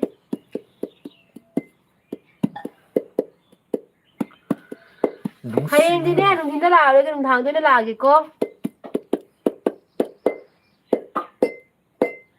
Posamam ga keno ga bye bye ka happy latre ne. mi yen da sha ni ko smai thara ga koi da ko ya ni ko mi yen le Ay de ganun ga mai ji singira. Ay ganun ga mai ji kayno ngogo mali ji kayno tai nung ni ngogo hela ga. This is called jadoo e ngau thore amen e ngau thore e amen ngau thore e lapu yam na sil bye bye Sige da. Bye bye mayam, bye bye bye bye. Naucha matha. kai parthagi manau nu pa do na tro mane Tobishana may loiro. Bye bye. Pare bye bye. Posamam se bye bye halatre. Kano se bye bye halatre. Okay, bye bye. Mayam bye bye wedage ko. next Next ngai lagi. Okay Chan hey pung apan thang pung apan da lai ko. Bye bye. bye